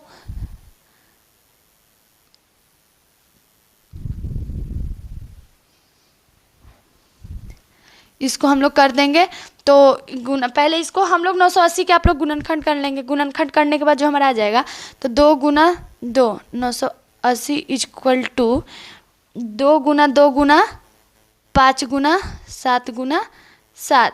अब यहाँ पर चलिए 2 दूनी 4 गुना 5 7 7 49 यानी कि 20 गुना 49, तो 20 गुना 49 करेंगे 20 गुना 49 कर देंगे तो हमारा 980 आ जाएगा, ठीक है यह है 980 का गुणनखंड, ठीक है। अब अवशिष्ट संख्या हमारे पास क्या है 5, ठीक है अवशिष्ट संख्या हमारे पास क्या बच गया 5। अगला है एक लड़के को कागज पर 7 रेखाएं खींचनी है, प्रत्येक रेखा पहली रेखा से 2 गुनी है, यदि प्रथम रेखा 2 सेंटीमीटर लंबी हो तो 7वीं रेखा कितनी लंबी होगी, 7वीं रेखा कितनी लंबी होगी, ठीक है तो प्रथम रेखा की लंबाई क्या है 2 सेंटीमीटर, प्रथम रेखा की जैसे कि यहाँ पर दिया है कि प्रथम रेखा की लंबाई 2 सेंटीमीटर, तो हम लोग लिखेंगे कि प्रथम रेखा की लंबाई इक्वल टू 2 सेंटीमीटर, तो 7वीं रेखा को यहाँ पर क्या कर देंगे 2 गुना 6 के पावर 2 के पावर 6 यानी कि यहाँ पर 2 गुना इस तरह से हम लोग इसको कर देंगे 2 गुना 2 गुना 2 गुना 2 गुना 2 यानी कि 2 दूनी 4 4 दूनी 8 8 दूनी 16 16 दूनी 32 और 32 दूनी 32 दूनी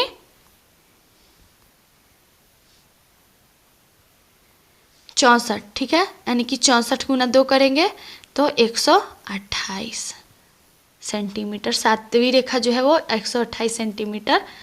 100 मीटर लंबी एक रेलगाड़ी अपनी विपरीत दिशा में 5 किलोमीटर प्रति घंटा की चाल से आते हुए व्यक्ति को 6 सेकंड में पार कर जाती है, गाड़ी की चाल क्या है।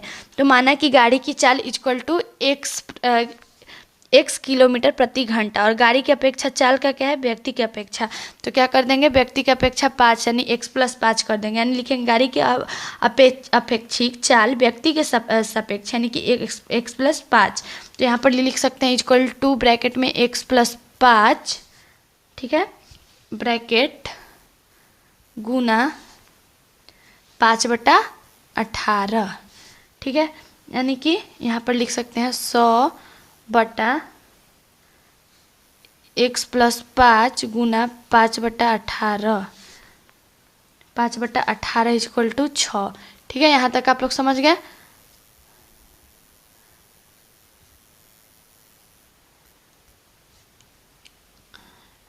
अब यहाँ पर लिख सकते हैं कि 30x equal to 1800 minus 150, 30x equal to 1800 minus 150, ठीक है यानी कि 1650, ठीक है तो यहाँ पर लिख सकते हैं हम लोग x इक्वल टू 1650 बटा 30 equal to x equal to 55 kilometre. अगला है ए, बी तथा सी ने मिलकर व्यापार आरंभ किया। ए ने 3,20,000 रुपये 4 मास के लिए लगाया। बी ने 5,10,000 रुपये 3 मास के लिए, मास मतलब महीने के लिए लगाया, तथा सी ने 2,70,000 रुपये 5 मास यानी 5 महीने के लिए लगाया। यदि वर्ष के अंत में कुल लाभ 1,24,800 रुपये हो तो बी का भाग ज्ञात कीजिए। यानी बी का हमें भाग ज्ञात करना है। तो यहाँ पर ए, बी और सी के पूंजियों का अनुपात पहले हम लोग लिखेंगे क्या, ए बी सी के पूंजियों का अनुपात हम लोग लिखेंगे ए, बी और सी के पूंजियों का अनुपात इज इक्वल टू 3,20,000 गुना 4, 3,20,000 गुना 4, ठीक है, ब्रैकेट कर देंगे यहाँ पर अनुपात, ठीक है। उसके बाद है 5,10,000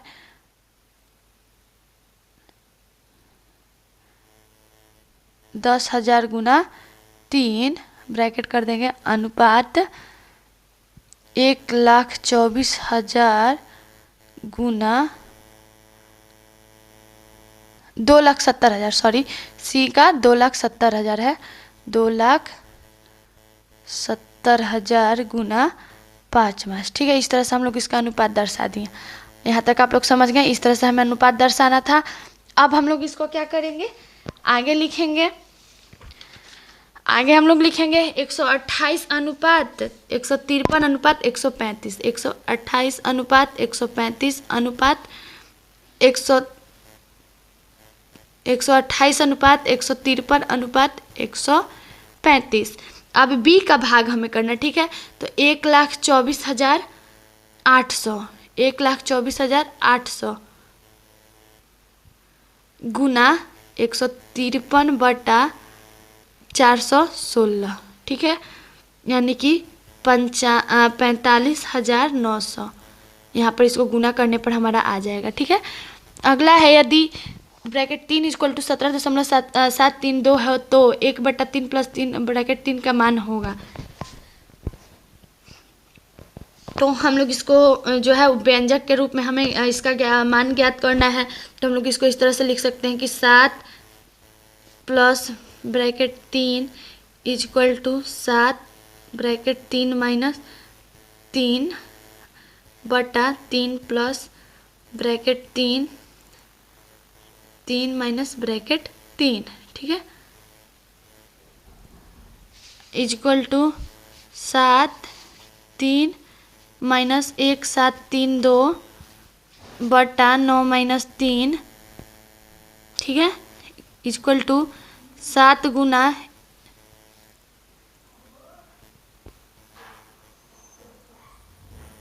1.268 बटा 6, ठीक है, इतना कर देंगे। अब इतना को गुना भागा करने के बाद हमारा टोटल कितना आ जाएगा। अगर कहीं भी कोई कन्फ्यूजन हो तो आप लोग ज़रूर बताइएगा। और मैं कुछ गुना भागा जो रहता है लास्ट वाला तो मैं डायरेक्ट आंसर बताती हूँ, क्योंकि उतना आप लोग कर लेंगे तो आप लोगों को खुद पता चल जाएगा, ठीक है। तो 1.47933 यानी कि 1.47। 6 वर्ष पूर्व सुशील की आयु स्नेहल की आयु से तिगुनी थी। 6 वर्ष बाद सुशील की आयु स्नेहल की आयु से 5/3 होगी। स्नेहल की वर्तमान आयु क्या है। तो उसकी वर्तमान आयु जो है वो 12 वर्ष है। और मैं पहले भी आप लोगों को बता चुकी हूँ इस तरह के सवाल। तो आप लोग एक तरह से आप लोग ये समझिएगा कि ये आप लोगों के लिए होमवर्क है, आप लोग इसको बनाइएगा, ठीक है। 12, 13, 14, 15, 16, 28, 38, 37, 35, 34, 33 का परिसर होगा, ठीक है। 12, 13, 14, 15, 16, 28, 38, 37, 35, 34, 33 का परिसर यानी कि अधिकतम पद माइनस न्यूनतम पद कर देंगे। क्या कर देंगे, अधिकतम पद माइनस न्यूनतम पद। तो अधिकतम पद क्या है 38, ठीक है, और न्यूनतम पद क्या है 12। तो 38 माइनस 12 कर देंगे हम लोग। तो 38 माइनस 12 करेंगे तो 26, ठीक है। 50 से 100 के बीच कितनी संख्या ऐसी है जो कि 7 से पूर्णतः विभाजित होगी, ठीक है। तो 56, 63, 70, 77, 84, 91,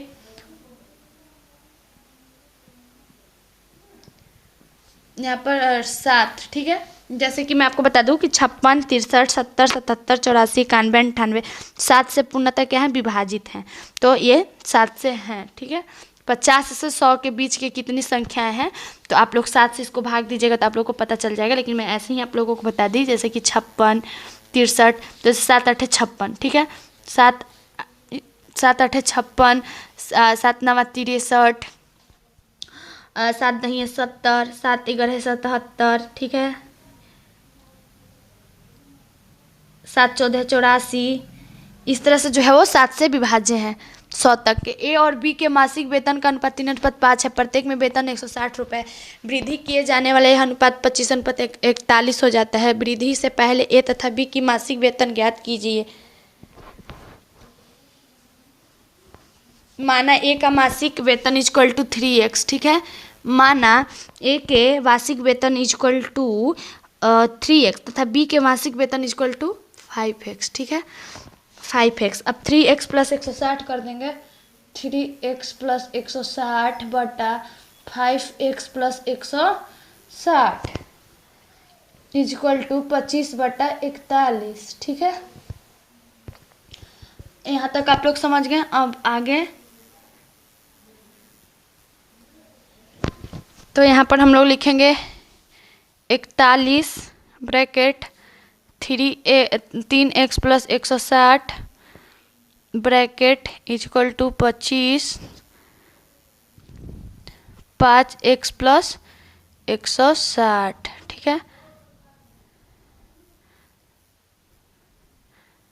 25x प्लस 160। ठीक है, अब यहाँ पर लिखेंगे 123 प्लस 6560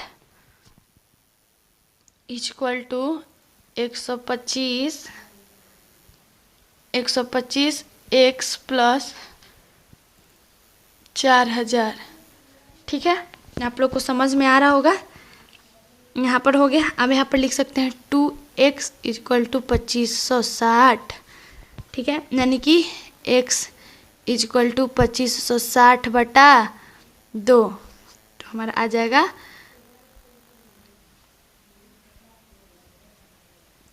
अब यहाँ पर हम लोग कर देंगे तो हमारा क्या आ जाएगा 1280।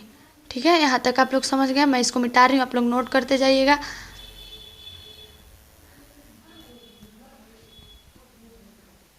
अब ए का वेतन जो है, तो ए का वेतन इक्वल टू 13 गुना 1280। 13 गुना 1280 यानी कि 4840। ठीक है, और बी के वेतन तो 5 गुना 1280 इक्वल टू 6400। पानी से भरी बाल्टी का भार 36 किलोग्राम है। यदि आधी भरी बाल्टी का भार 21 किलोग्राम हो तो खाली बाल्टी का भार कितना होगा। तो यहाँ पर पानी से भरे बाल्टी का भार 36 किलोग्राम है। ठीक है, पानी से भरी बाल्टी का भार 36 किलोग्राम है। किलोग्राम है। आधी भरी बाल्टी, ठीक है, आधी भरी बाल्टी का भार 21 किलोग्राम है। ठीक है, तो अब हम लोग क्या कर देंगे, बाल्टी से निकले आधे पानी का भार हम लोग क्या कर देंगे, यानी 36 माइनस 21। 36 माइनस 21 कर दिए तो 15 किलोग्राम आ गया। ठीक है, अब बाल्टी में बचा पानी का भार जो है 15 किलोग्राम है। तो अब हम लोग क्या कर देंगे, बाल्टी का भार क्या है, तो 21 माइनस 15 कर देंगे तो 6 किलोग्राम। ठीक है, अगला है 2 अंक तीसरे अंक के क्रमशः 20% और 60% अधिक है। पहले अंक का दूसरे अंक से क्या प्रतिशत है, तो पहले अंक के दूसरे अंक से क्या प्रतिशत है, तो यहाँ पर एक जो है वो बहुत इजी है निकालने का। 2 अंक का 20% और 60% है। ठीक है ना, तो यहाँ पर हम लोग क्या कर देंगे 120 बटा 160 गुना 100 कर देंगे। ठीक है, गुना 100 कर देंगे तो हमारा क्या आ जाएगा 75%। इसको आप लोग गुना करेंगे तो समझ में आ जाएगा 75%। अलेख्या का जन्म अपनी माँ की शादी के 1 वर्ष बाद हुआ था। उसके पिता उसकी माँ से 2 वर्ष बड़े हैं और अलेख्या से 25 वर्ष बड़े हैं, जो इस समय 6 वर्ष की है। उसकी माँ की शादी किस उम्र में हुई थी? तो अलेख्या का उम्र क्या है? 6 वर्ष। ठीक है। और उसकी पिता की उम्र क्या है? तो 6 + 25 कर देंगे, यानी कि 31 वर्ष। ठीक है। तथा माँ की उम्र तो 31 - 2 कर देंगे तो 29 वर्ष। ठीक है। अब अलेख्या का जन्म उसकी माँ की शादी के वर्ष बाद हुआ। ठीक है। अलेख्या का जन्म उसकी माँ के शादी के बाद हुआ, यानी शादी के समय माँ का उम्र तो 29 - 6 कर देंगे। 29 - 6 - 1 करेंगे तो 23 - 1 = 22, यानी कि 22 वर्ष। अगला प्रश्न है, किसी विशिष्ट कूट भाषा में इनेर्टियल को RGB के रूप में लिखा जाता है, उस कूट भाषा में फ्लावर को कैसे लिखा जाएगा? तो जैसा कि मैं आपको पहले भी बताई हूँ कि ये जो शब्द है वो एक अल्फ़ाबेट के नंबर के अनुसार है। ठीक है। यानी विपरीत और विपरीत नंबर के अनुसार। ठीक है। जैसे कि जी के बाद 7 अंक के बाद N, इस तरह से जो है वो अंक है तो विपरीत अंक के बाद है। तो यहाँ पर जो फ्लावर का होगा वो होगा UELPVK। हमारा अगला प्रश्न है, दिए गए विकल्पों में से वह आकृति चुनिए जो निम्नलिखित श्रृंखला प्रश्न चिन्ह के स्थान पर आएगी। तो जो हमारे प्रश्न चिन्ह के स्थान पर आएगी वो आकृति मैं आपको बता दूं कि वो ये आकृति आएगी। ठीक है। अगला प्रश्न है, वह विकल्प चुने जो तीसरे शब्द से उसी प्रकार संबंधित है जिस प्रकार दूसरा शब्द पहले शब्द से संबंधित है, यानी प्रफुल्लित, उदास, शांत करना। ठीक है। तो जिस प्रकार प्रफुल्लित का विलोम उदास होता है, उसी प्रकार शांत करने का विलोम भड़कना होता है। ठीक है। अगला है, दिए गए विकल्प में से वह वर्ण समूह चुने जो निम्नलिखित श्रृंखला प्रश्न चिन्ह के स्थान पर आएगी। तो जैसे कि मैंने आपको पहले भी बताया है कि ये जो अक्षर है वो अल्फ़ाबेट के नंबर के अनुसार, यानी कौन से अल्फ़ाबेट के पहले आते हैं, कौन से बाद में आते हैं। ठीक है। तो इस तरह से हमें इसको अल्फ़ाबेट के नंबर के अनुसार जो है, और जैसे डी के बाद आई, तो DEFGHI 5 अंक के बाद 5वें स्थान पर आता है। डी के बाद 5 के बाद आई आता है। ठीक है। उसी तरह से आई के बाद एन जो है, तो आई के बाद एन जो है, जैसे यहाँ पर आई के बाद एन जो है 5 अंक के बाद आता है। फिर एन के ठीक 5 अंक के बाद एस आता है। ठीक है। उसी तरह से भी जो है वो भी जो है वो टी के पहले टी आता है, जैसे 2 अंक पहले टी आता है, TUV। ठीक है। उसी तरह से टी के 2 अंक पहले आर आता है, RST। ठीक है। उसी तरह से आर के 2 अंक पहले पी आता है। ठीक है। उसी तरह से इसको अल्फ़ाबेट के नंबर के अनुसार करना है। तो उसमें जो इस खाली स्थान पे आएगा जो प्रश्नवाचक चिन्ह का है, जैसे यहाँ पर, तो ठीक है, पहले मैं आपको बता दूँ कि DIN और S। ठीक है। तो जैसे 5 अंक के बाद है। ठीक है। +5 में है, ए भी +5 में है, ए भी +5 में है, तो एस के ठीक 5 अंक बाद क्या आएगा? STUVW X। तो यहाँ पर X होगा। ठीक है। उसके बाद फिर है, ये हो गया पहला। ठीक है।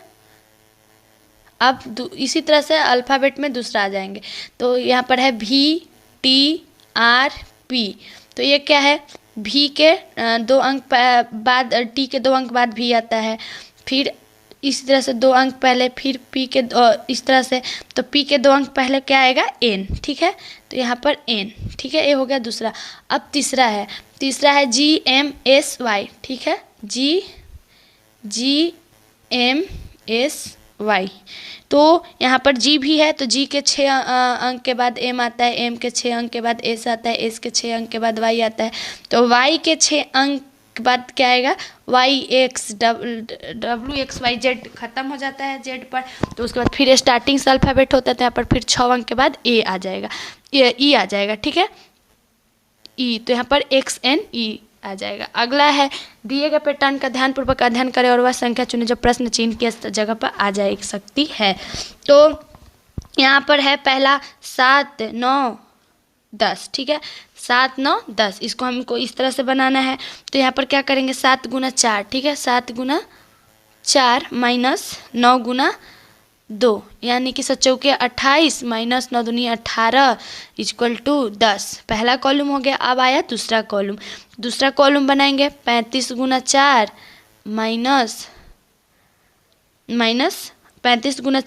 24 × 24 गुना 4, ठीक है। तो 35 गुना 4 कर देंगे हम, तो हमारा कितना, 35 चौका 140, 140 माइनस 24 दूनी 48, ठीक है। 24 दूनी 48, तो 140 माइनस 48 कर देंगे। 140 माइनस हम 48 करेंगे तो हमारे पास क्या आ जाएगा, 35 गुना 4, ठीक है। 35 गुना 4 करेंगे तो 140 आ जाएगा, ठीक है। और 24 गुना 2, यहाँ पर 24 गुना 2 करेंगे, ठीक है।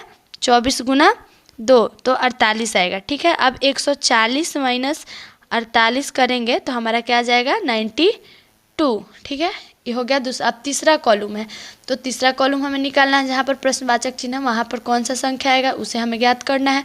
तो हमारा है 13, 14, उसके बाद प्रश्नवाचक चिन्ह है, तो यहाँ पर हम लोग क्या कर देंगे, 13 गुना 4 माइनस 14 गुना 2, तो 13 3 52 माइनस 4 28, तो 52 माइनस 28 कर देंगे तो हमारे पास क्या आ जाएगा, 24, ठीक है। तो प्रश्नवाचक चिन्ह के पास 24 आएगा। अगला है स्वाति अनिल की इकलौती बहन अक्षरा की बेटी है, ठीक है। स्वाति अनिल की इकलौती बहन अक्षरा की बेटी है। अनिल की माँ गौरी है, कामनी गौरी की माँ है, कामनी का पति गौरव है, पूनम गौरव की सास है। स्वाति का गौरव से क्या संबंध है?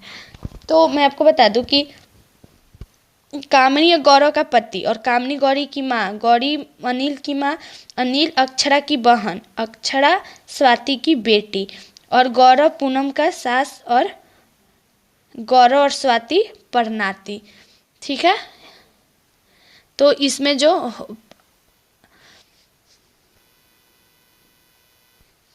परपोती या परनाती, ठीक है। अगला प्रश्न है, नीचे 4 वर्ण समूह दिए गए जिनमें से 3 किसी संदर्भ में एक समान है और उनमें से एक असंगत है, उस असंगत वर्ण समूह का चयन करें।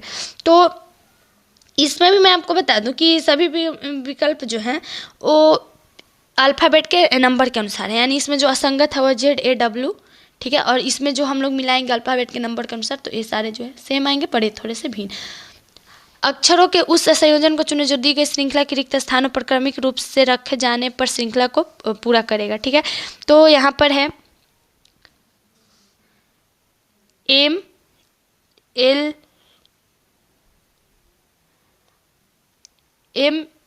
ML, ठीक है, TQ R, फिर ML, मैं आपको यहाँ पर छोटे छोटे शब्दों में लिखती हूँ, ML, ठीक है, TQ, उसके बाद R, ठीक है, R, उसके बाद ML, ठीक है, ML तो TQRM, ठीक है। उसके बाद ML TQ, उसके बाद फिर यहाँ पर R, ठीक है। उसके बाद ML TQ, ठीक है, यानी कि LRTLRLQ। अगला प्रश्न है, यदि दर्पण के चित्र के अनुसार PQ पर रखा जाता है, ठीक है, PQ पर रखा जाता है तो दी गई आकृति का सही दर्पण प्रतिबिंब चयनित कीजिए। यानी कि यहाँ पर हमें, तो मैं आपको बता दूं कि यदि दर्पण पर PQ रखा जाता है तब सही दर्पण प्रतिबिंब के रूप में आकृति जो है इस तरह से हो जाएगी। अगला है, सामान्य रूप से ज्ञात तथ्यों की अनदेखी करते हुए देखिए कि कथनों में पढ़े और फिर निम्नलिखित विकल्पों में से वेन आरेख की पहचान कर जो कथन सही निरूपण करता है, जैसे कुछ टूल टबलर टी, कुछ टबलर टी ग्राइंडर जी है, ठीक है, इस तरह से। तो यहाँ पर हम लोग क्या करेंगे कि यहाँ पर जो है इसको देखने के बाद हम लोग इसको STG, यानी कि इस तरह से हमें इसको कर देंगे, ठीक है, STG। किसी कूट भाषा में प्राइवेट को 11 91 85 26 7 22 और शॉर्टन को 81 91 29 72 213 के रूप में कूटबद्ध किया गया है, तो उस भाषा में रिफ्यूजल को कैसे कूटबद्ध किया जाएगा? तो यहाँ पर सभी वर्णमाला को क्या करेंगे, विपरीत क्रमांक से लिखेंगे, ठीक है, विपरीत क्रमांक से लिखेंगे। तो रिफ्यूजल को भी हम लोग विपरीत क्रमांक देंगे, तो हमारा 9 22, ठीक है, 9 22 21 68 26 15 इस कूट भाषा में लिखेंगे, ठीक है। अगला है, वह विकल्प आकृति चुने जो दी गई आकृति के सन्निहित आकृति को घुमाना नहीं है। तो इसे घुमाना नहीं है तो ये वाला आकृति होगा जो इसे नहीं घुमाएगा, यानी कि नीचे 4 शब्द दिए गए हैं, ठीक है। नीचे जो है वो 4 शब्द, नीचे 4 शब्द दिए गए हैं जिनसे 3 किसी संदर्भ में एक समान है, उनमें से एक असंगत है। उस असंगत शब्द का चयन करें। तो उस असंगत शब्द का हमें चयन करना है। तो जैसे अर्चन, अर्चन डालना यानी वर्जित करना, अटकना यानी इन सभी में लगभग एक अटकना जो है, और वर्जित करना, तो वर्जित करना यानी कि रोकना, अर्चन डालना, वर्जित करना, अटकना, इन सभी में लगभग जो है अनुज्ञा देना का अर्थ होता है इनमें से विपरीत, ठीक है। ये जो है वो एक ही शब्द है, लेकिन अनुज्ञा देना ये जो विपरीत शब्द है। गणितीय चिन्हों के वह सही संयोजन चुने जिसे क्रमिक रूप से चिन्हों के स्थान पर रखने पर समीकरण संतुलित हो जाएगा। तो यहाँ पर हमारा है 221, 17, 12, 130, 24, 50, और इस पर हमें समीकरण को संतुलित करना है। तो हम लोग इसको, ये हमारा क्वेश्चन है, ठीक है। इसको हम लोग लिख सकते हैं 121, ठीक है, 121 भागा 17 गुना 2, ठीक है, 17 गुना 2 माइनस 130 प्लस 24 इक्वल टू 50, ठीक है। 24 इक्वल टू 50 यानी कि 13 गुना 12 माइनस 130 प्लस 24 इक्वल टू 50, ठीक है। यानी कि 156 माइनस 130 प्लस 24 इक्वल टू 50, ठीक है। यानी कि 180 माइनस 130, 180 माइनस 130 इक्वल टू 50, यानी कि जो इस समीकरण को संतुलित करेगा जो चिन्ह वो होगा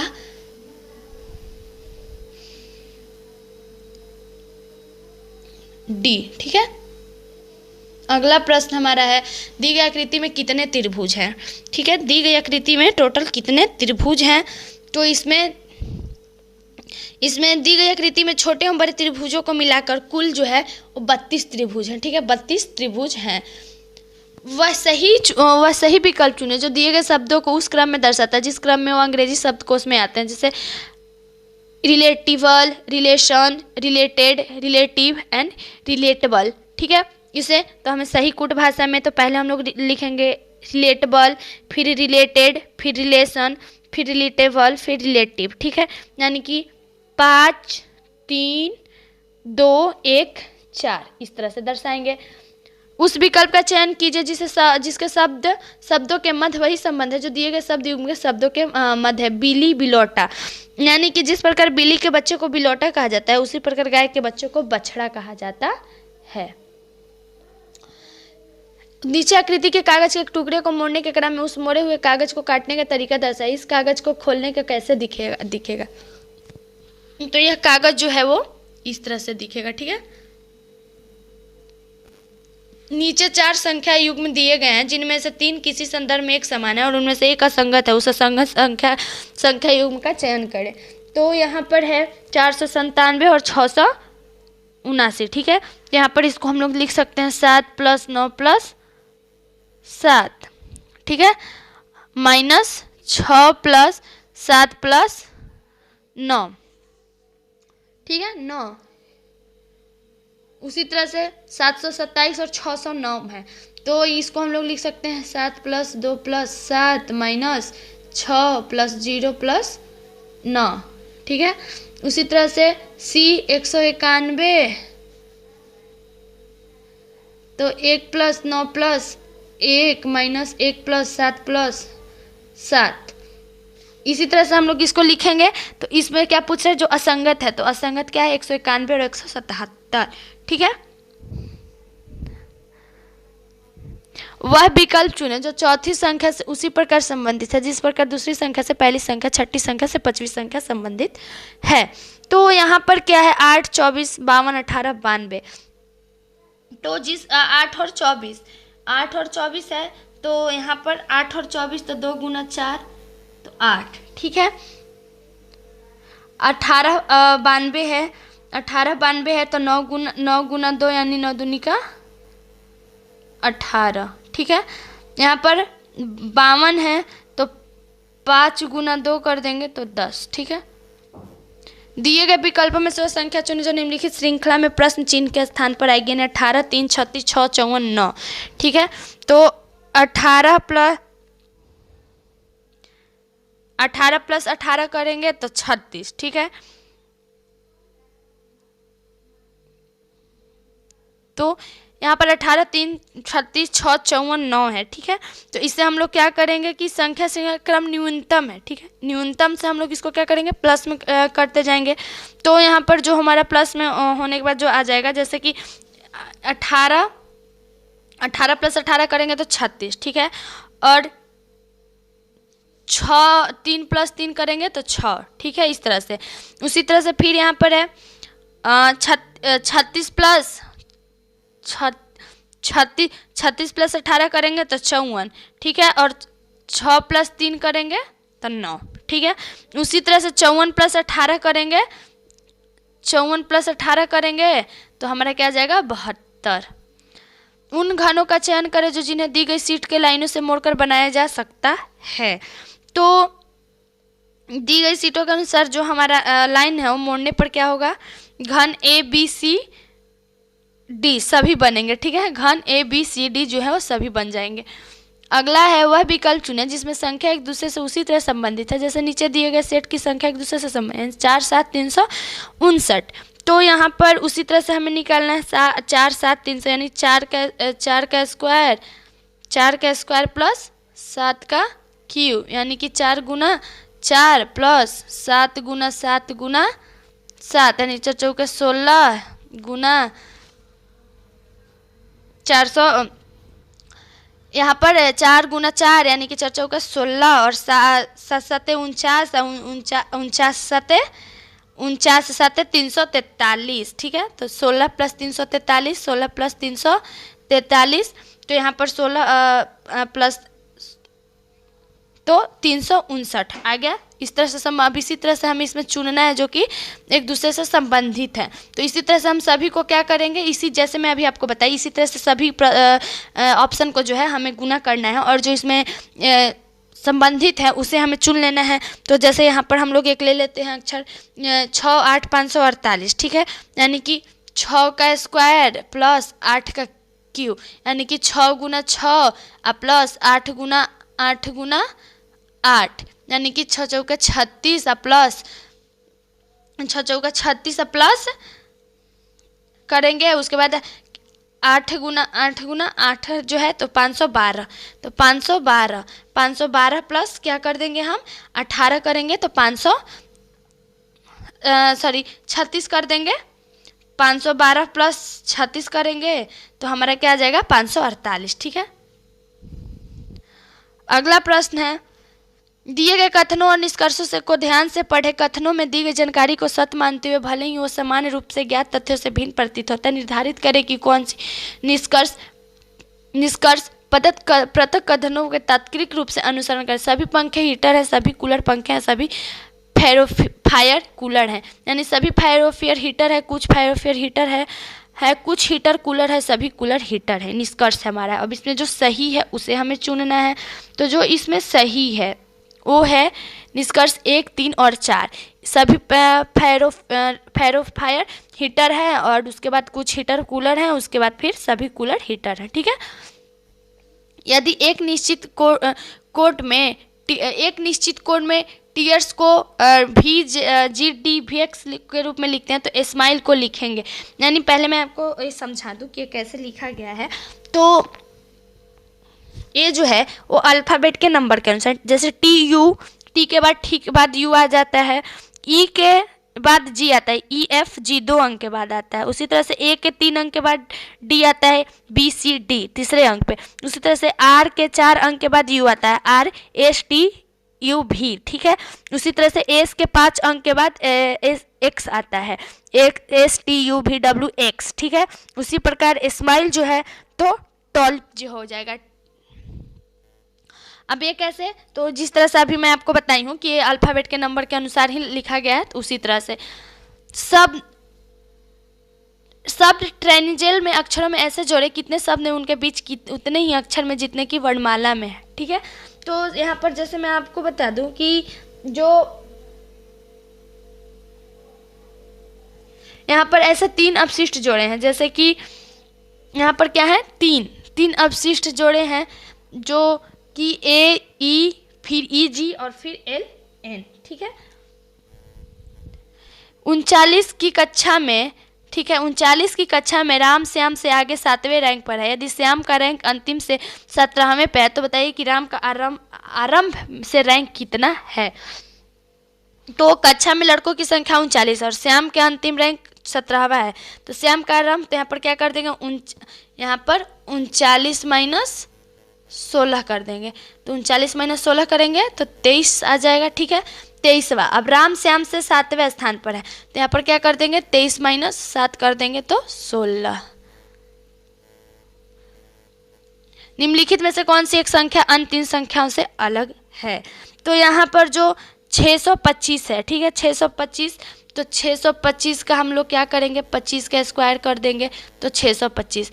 125 है तो 125 में हम लोग क्या कर देंगे, 5 का क्यू कर देंगे। ठीक है, अब यहाँ पर 25 है तो 25 के स्क्वायर 5 कर देंगे।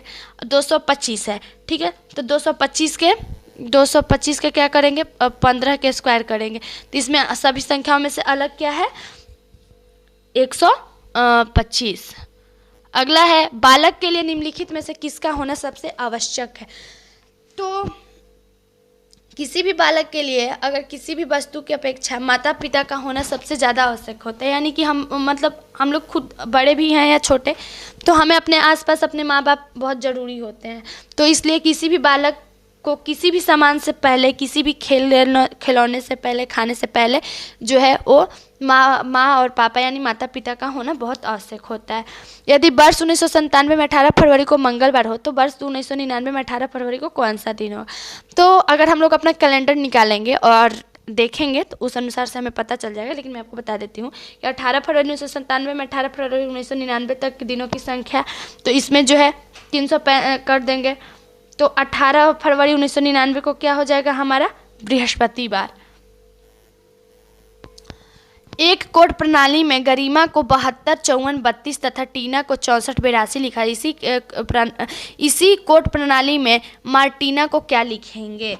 तो इसे जो हम लोग गरिमा तो 72, 54, 32, टीना तो मार्टिना को 32, 56, 482, 32, 56, 482। वस्तु का संबंध परछाई से उसी प्रकार है जिस प्रकार शब्द का संबंध। तो मैं आपको बता दूं कि जिस प्रकार प्रत्येक वस्तु की परछाई बनते हैं उसी प्रकार शब्द का कुछ न कुछ अर्थ होता ही है। किसी भी शब्द के पीछे एक अर्थ छुपा रहता है। ड्रमर का संबंध ऑर्केस्ट्रा से है, उसी प्रकार जिस प्रकार मंत्री का संबंध, तो जिस प्रकार ड्रमर ऑर्केस्ट्रा का एक अभिन्न अंग है उसी प्रकार मंत्री जो है कैबिनेट का एक अभिन्न अंग है। ठीक है, निम्नलिखित श्रृंखला में एक टर्म लुप्त है जिसमें प्रश्नवाचक चिन्ह है और के रूप में दर्शाया गया। नीचे दी गई 4 टर्म में से सही लुप्त टर्म का चयन करें। ठीक है, तो 2, 3, 8, 63 है। ठीक है, तो 2 का स्क्वायर 4, 3, 2 का स्क्वायर करेंगे तो 4, 3 का स्क्वायर करेंगे तो 9। ठीक है, इन सब में से -1 करेंगे तो 3, -1 करेंगे तो 8। ठीक है, उसी 8 का स्क्वायर करेंगे, 8 का स्क्वायर तो 64 - 1 तो 63। ठीक है, अब 63 का स्क्वायर करेंगे तो 63 का स्क्वायर तो 3969 - 1 यानी 3968। एक की माँ की बहन के बेटे की बहन एक की कौन है। एक की माँ की बहन के बेटे की बहन एक की कौन है। तो एक की माँ की बहन यानी एक की मौसी होगी और पुनः मौसी का बेटा बहन ए यानी मौसेरी बहन। यदि 5वें स्वर ए ई एल ओ यू क्रमशः प्रथम 5 अभाज्य संख्याओं का मान दिया जाए तो इन संख्याओं का कुल मान क्या होगा। तो जैसे ए 2, ई को 3, एल आई को 5, जैसे मैं आपको बता दूं कि ए को 2, ठीक है, ई को 3, आई को 5, ओ को 7 और यू को 11। अब हम इन सब को क्या कर देंगे, प्लस कर देंगे। इस तरह से हम लोग इसको प्लस करें तो 2, 3, 5, 5, 5, 10, 7, 17, 17 + 11 तो 28। एक छोटा बच्चा अंग्रेजी वर्णमाला सीख रहा है। वह केवल सरल सीधी रेखाएं ही खींच सकता है। वह कुल कितने कैपिटल लेटर्स को लिख सकता है? तो यहाँ पर अगर बच्चा को जो है कलंकित अक्षर में लिखेगा तो वो जो है बच्चा कुल जो है वो ABCD हमारा टोटल 26 अल्फ़ाबेट होते हैं, ठीक है। तो बच्चा जो है वो 15 अल्फ़ाबेट्स लिख सकते हैं कैपिटल। 139 142 निम्नलिखित प्रश्नों में से नियत पैटर्न के अनुसार दिए हुए अंकों के काल्पनिक मान दिए गए। पैटर्न का अध्ययन कीजिए तथा छूटे हुए मान को ज्ञात कीजिए। 3/4 = 11, 4/5 = 39, 5/6 = 89, 6/7, ठीक है। अब हमें इसे ज्ञात करना है।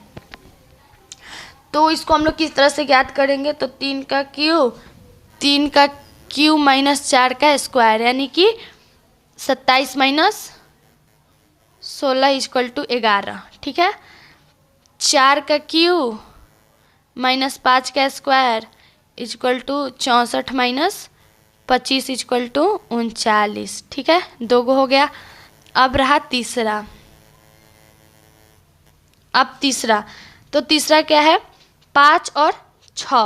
तो 5 का क्यू माइनस 6 का स्क्वायर = 125 माइनस 36 = 89।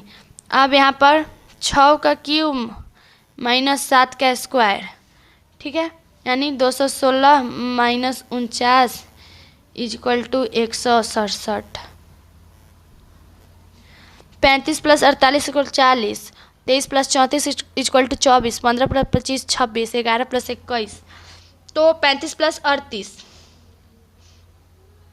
यानी कि 35 38, ठीक है। ये रहा पहला, ठीक है। तो 3 + 5 + 4 + 8, 3 × 5 = 8, अब 12 20, ठीक है। 20 × 2 40 हो गया पहला। अब आए दूसरा। 23 और 34 = 24, ठीक है। तो यहाँ पर लिख सकते हैं 23 + 34, तो 2 + 3 + 3 + 4 यानी 5 + 7 यानी कि 12 × 2 तो 24, ठीक है। ये हो गया हमारा दूसरा। अब आए तीसरा। 15 + 24 = 26, 15 + 25 = 26। तो यहाँ पर हम लोग लिख सकते हैं 1 + 5 + 2 + 5 यानी कि 6 + 7 = 13 × 2 26।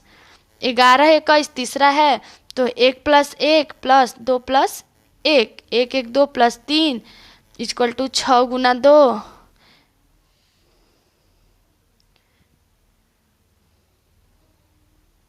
यहाँ पर इसके लिए मैं पहले तो 11 + 21 है, ठीक है।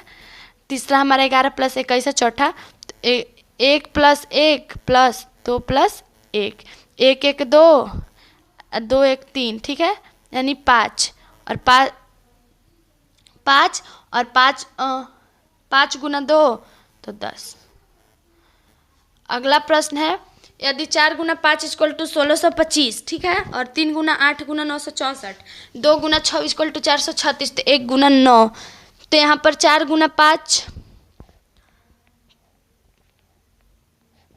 5 यानी कि 4 का स्क्वायर और 5 का स्क्वायर, ठीक है, यानी कि 4 × 4 × 5 × 5, ठीक है।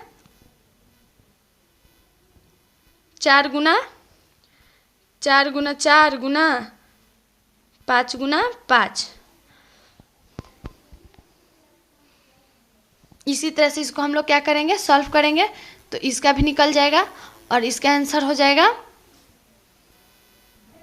इसका आंसर जो है वो 181। अगला प्रश्न हमारा है, यदि 3 = 0, 4 = 4, 5 = 8, 6 = 12, तो 7 = 2। चलते यहाँ पर 3 = 4 × 4 × 0 = 0, ठीक है। और 4 इक्वल टू 4 गुना 1 इक्वल टू 4, ठीक है। उसी तरह से इसको भी कर देंगे तो इसका जो है वो हो जाएगा 16। नीचे दिए गए अक्षरों को उसके प्राकृतिक रूप से व्यवस्थित करें और जो मध्य में दाएं एवं बाएं में आने वाले अक्षरों को चिन्हित करें। CLMAQTS, ठीक है। तो जो इसके ACL, ठीक है, ACLMOQST जो है, तो मैं आपको बता दूं कि मध्य अक्षर में M है और जिसके दाएं में L तथा बाएं में Q है। तो इसका जो होगा, इसके मध्य के अक्षर में जो है हम देख रहे हैं कि M है, ठीक है, और जिसके दाएं में L है और फिर बाएं में Q है, ठीक है। तो इसका जो होगा, इसके